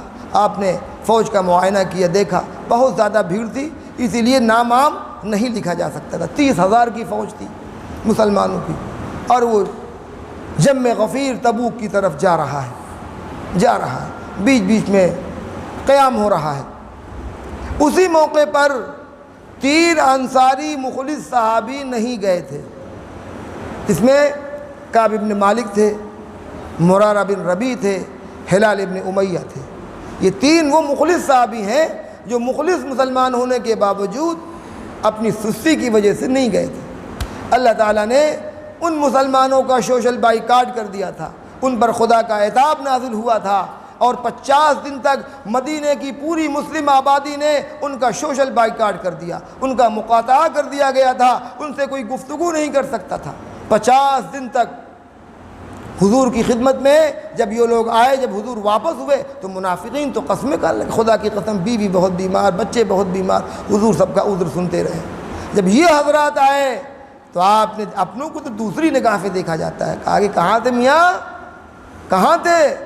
تو کعب بن مالک نے عرض کیا یا رسول اللہ اگر کسی دنیا دار کے سامنے میں حاضر ہوتا تو اپنی گفتگو سے اس کو متاثر کر دیتا، لیکن مجھے یہ بات معلوم ہے کہ آپ کا تعلق عرش الہی سے ہے، آپ کے اوپر وحی الہی کا نزول ہوتا ہے، اگر اپنی باتوں سے میں نے آپ کو اس وقت مروب کر دیا تو مجھے امید ہے، مجھے خطرہ ہے اس بات پر کہ ہمارے خلاف کوئی وحی نازل نہ ہو جائے، اس لیے میں سچ سچ بات آپ سے عرض کرتا ہوں، سنیے میرے سامنے کوئی مجبوری نہیں تھی، میرے سامنے وسعت تھی، سواری تھی، پیسہ تھا، میں اپنی سستی کی وجہ سے نہیں گیا۔ حضور نے فرمایا ٹھیک ہے تم واپس جاؤ، اور اس سے پہلے 2 اور انصاری صحابی آ چکے تھے، انہوں نے بھی یہی بات کہی تھی۔ ان تینوں مسلمانوں کا سوشل بائیکاٹ، یہاں تک کہ 50 دنوں کے بعد رب العزت کی طرف سے ان کی توبہ نازل کی گئی۔ وعلی الثلاثة الذین خلفوا حتی اذا ضاقت علیہم الارض بما رحبت، اللہ تبارک و تعالیٰ کی نظر عنایت ان تینوں صحابہ پر پڑی اور ان کی توبہ قبول ہو گئی۔ یہ 9 ہجری تک کے واقعات ہیں جس کو میں نے بہت مختصر کر کے آپ کے سامنے پیش کرنے کی کوشش کی۔ بہرحال اس غزوے میں بھی جو تبوک کا جو غزوہ ہوا اس میں لڑائی نہیں ہوئی، آپ کے پہنچنے سے پہلے ہی دشمن مرعوب ہو کر بھاگ گیا، اور یہ ہمارے نبی کا معجزہ۔ آپ نے خود ارشاد فرمایا کہ اللہ نے مجھے یہ خصوصیت بخشی ہے کہ 1 مہینے کی مسافت سے ہی ہمارا رعب ہمارے دشمن پر پڑ جاتا ہے۔ چنانچہ ابھی آپ مدینے سے باہر ہی نکل رہے تھے کہ ان رومیوں پر، ان دشمنان اسلام پر مسلمانوں کا اور حضور کا رعب پڑ گیا۔ وہ اپنی لاکھوں کی جمعیت گرچہ لے کر آئے تھے لیکن مقابلے کی ہمت نہیں لے سکے اور وہاں سے واپس چلے گئے۔ حضور صلی اللہ علیہ وسلم کا معمول یہ تھا، جب کسی مہم پر جاتے تھے اور وہاں اگر لڑائی نہیں ہوتی تھی تب بھی آپ وہاں پر رکتے تھے، تب بھی وہاں پر آپ رکتے تھے، قیام فرماتے تھے۔ تقریباً 15 دن آپ نے وہاں پر قیام فرمایا۔ وہاں پر قریب میں بازار تھا، صحابہ نے وہاں پر اپنی تجارتیں بھی کی اور نفع بھی حاصل کیا، اور جس نقصان کا خطرہ تھا وہی کوئی نقصان مسلمانوں کا نہیں ہوا۔ بڑا مال غنیمت لے کر اور بڑا نفع لے کر تبوک سے واپس ہوئے۔ اور شروع میں نے آپ کو یہ بات بتلائی تھی کہ وہ جنگیں، دیکھیے جو غزوات ہوئے ہیں جس میں حضور خود تشریف لے گئے ہیں، ان کی تعداد میں نے شروع میں آپ کو بتلائی تھی 18، 21، 24، 27۔ اتنے اقوال ہیں کہ آپ نے 18 غزوات کیے، بعض مورخین کہتے ہیں کہ 21، بعض کی تحقیق یہ ہے کہ 24، اور بعض کی تحقیق یہ ہے کہ 27۔ اتنے اقوال ہیں، لیکن وہ غزوات جن میں جنگ ہوئی وہ صرف 9 ہیں۔ یاد رکھیے گا، پھر دہرا رہا ہوں میں، وہ غزوات، وہ جنگیں جس میں حضور کا مقابلہ، مسلمانوں کا مقابلہ دشمنان اسلام سے ہوا ہے، وہ ہیں 9، چاہے تھوڑا ہوا ہو چاہے زیادہ ہو۔ بدر، احد، اور اس کے بعد احزاب، خیبر، اور اس کے بعد بنی المصطلق، اور اس کے بعد فتح مکہ اور حنین، طائف۔ ایک جنگ اور ہے، میں نام بھول رہا ہوں اس وقت، خندق کو احزاب کہتے ہیں، خندق کو ہی احزاب کہتے ہیں۔ ایک اور جنگ ہے، میں نام بھول گیا۔ تبوک ان 9 جنگوں میں نہیں ہے، اس وجہ سے کہ اس میں لڑائی نہیں ہوئی تھی۔ اس طرح حضور صلی اللہ علیہ وسلم کی سیرت اور آپ کا تذکرہ کیا گیا۔ ایک واقعہ میں آپ کو اور سناتا ہوں۔ نبی کریم صلی اللہ علیہ وسلم کے اخلاق کا بھی چونکہ تذکرہ آیا، اس لیے اس تعلق سے ایک واقعہ سناتا ہوں۔ آپ نے اپنے بڑے بڑے دشمنوں کو معاف کر دیا۔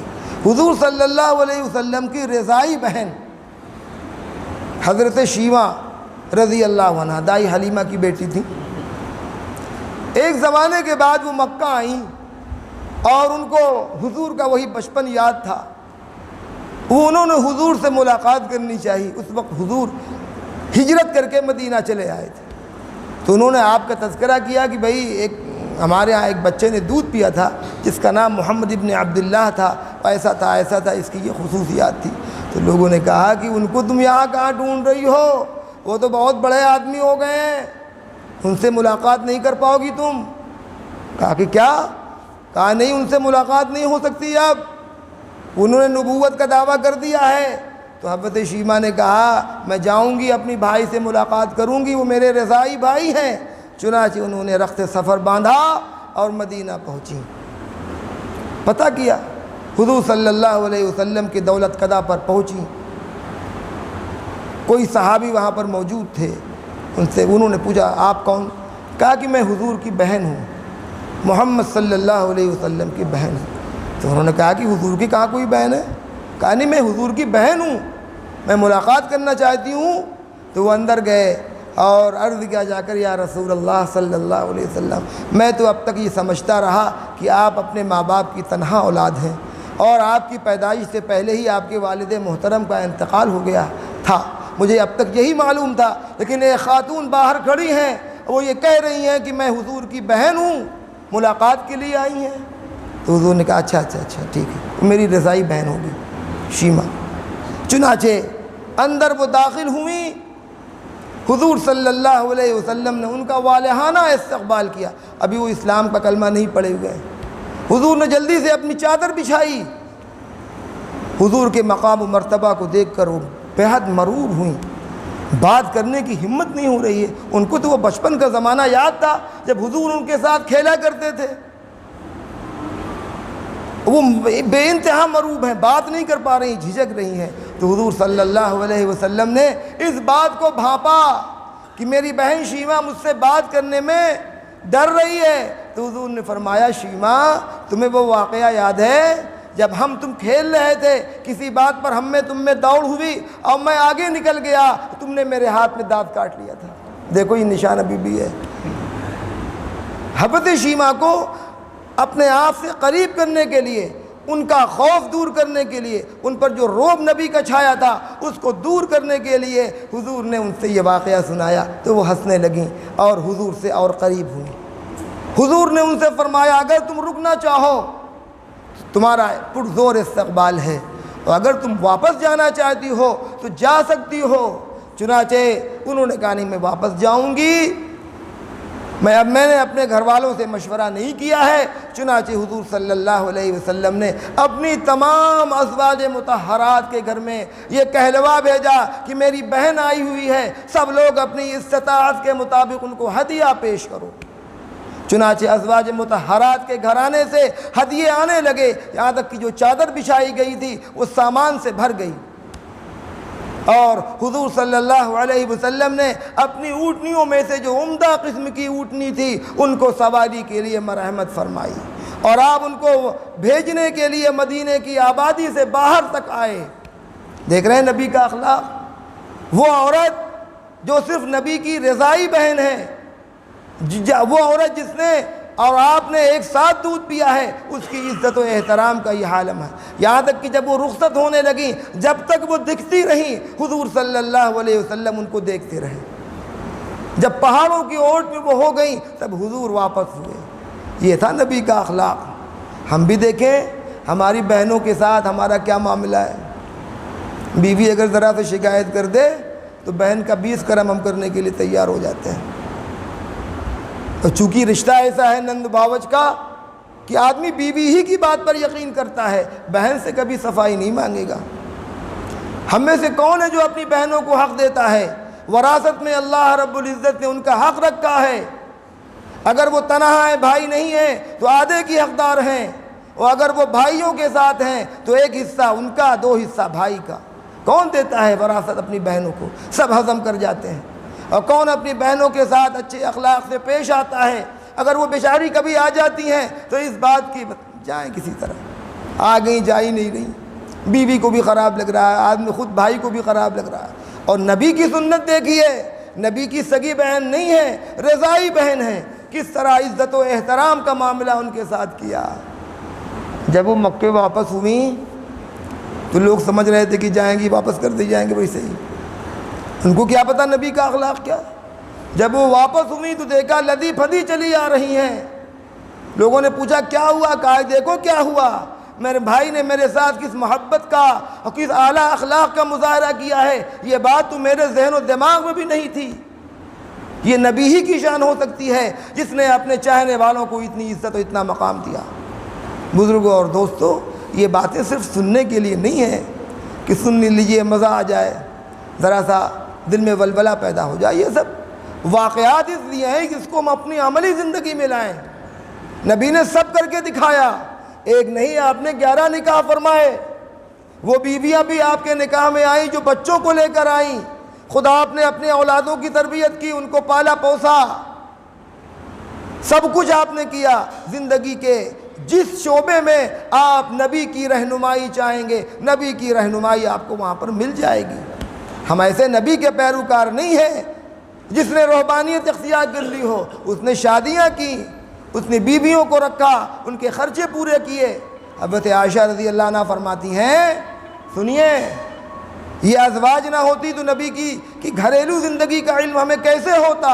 حضرت عائشہ فرماتی ہیں اللہ کے رسول صلی اللہ علیہ وسلم جب گھر میں ہوتے تھے، اندرون خانہ ہوتے تھے، تو واللہ اتنے بے تکلف ہو جاتے تھے کہ ہم بھول جاتے تھے کہ آپ امام الانبیاء والمرسلین ہیں۔ اتنے بے تکلف، دوڑ دوڑ کر بیویوں کی بات، یا رسول اللہ تھوڑا سا پانی دے دیجیے درد سے، یا رسول اللہ یہ دے دیجیے، وہ بیویوں کی مدد۔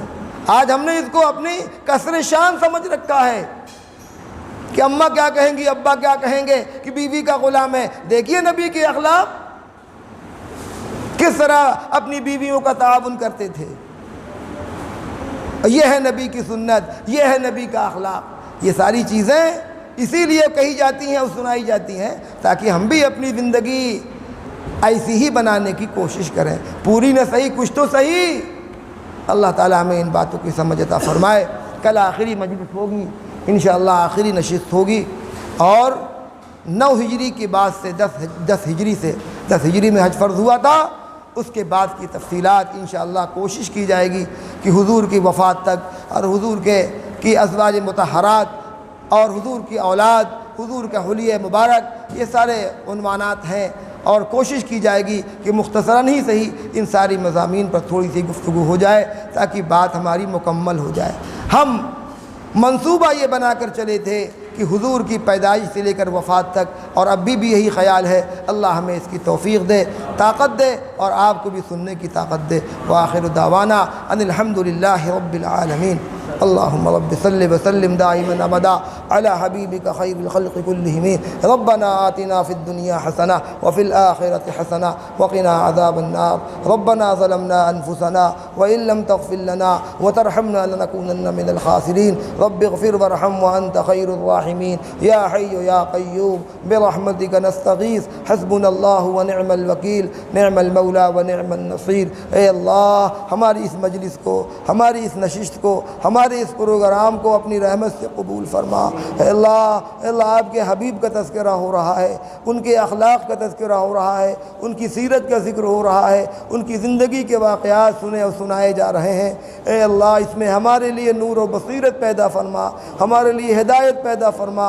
اے اللہ، ہم نبی کی سیرت کو اپنی عملی زندگی میں داخل کر سکیں، انہی کے مطابق ہم اپنے اخلاق بنا سکیں، انہی جیسے ہم اپنے بچوں کی تربیت کر سکیں، انہی جیسے ہم اپنی بیویوں کے ساتھ سلوک کر سکیں، اپنی بہنوں کے ساتھ سلوک کر سکیں، اپنے بھائیوں کے ساتھ، اپنے احباب کے ساتھ سلوک کر سکیں۔ اے اللہ، ہمیں اس کی توفیق عطا فرما، اپنے کرم کا فضل کا معاملہ فرما۔ اے اللہ، کوتاہیوں کو، لغزشوں کو اپنی رحمت سے معاف فرما دے۔ اے اللہ، بڑا نازک یہ کام ہے اور بہت ہی نازک اے اللہ یہ باتیں ہیں۔ اے اللہ، اگر نبی کی شان میں کہیں سے بھی کوئی بے حرمتی ہوئی ہو سننے میں اور کہنے میں، تو اے میرے رب ہم سب کو معاف فرما دیجیے گا، ہماری گرفت و پکڑ نہ فرمائیے گا، ورنہ ہم تو کسی کہیں کے قابل نہ رہیں گے۔ اے اللہ، آپ کی نبی بڑی شان والے ہیں، بڑی عزت والے ہیں، بڑے وقار والے ہیں۔ اے اللہ، آپ کو بہت محبوب و بہت پیارے ہیں۔ اے اللہ، آپ کے محبوب و پیاری ہستی کا تذکرہ ہم کر رہے ہیں۔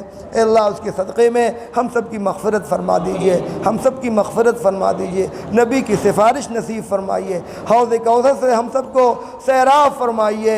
اے اللہ، اپنی رحمت کا، اپنے کرم کا معاملہ فرمائیے، بیماروں کو صحت یاب فرمائیے، ہمارے نصیب بھائی کو صحت یابی عطا فرمائیے، تمام مریضان امت کو صحت یاب فرمائیے، مرحومین امت کی مغفرت فرمائیے، خصوصاً ہم سب کے والدین کی مغفرت فرمائیے۔ ربنا تقبل منا انک انت السمیع العلیم وتب علینا انک انت التواب الرحیم، وصلی اللہ تعالی علی خیر خلقہ سیدنا محمد وآلہ وصحبہ۔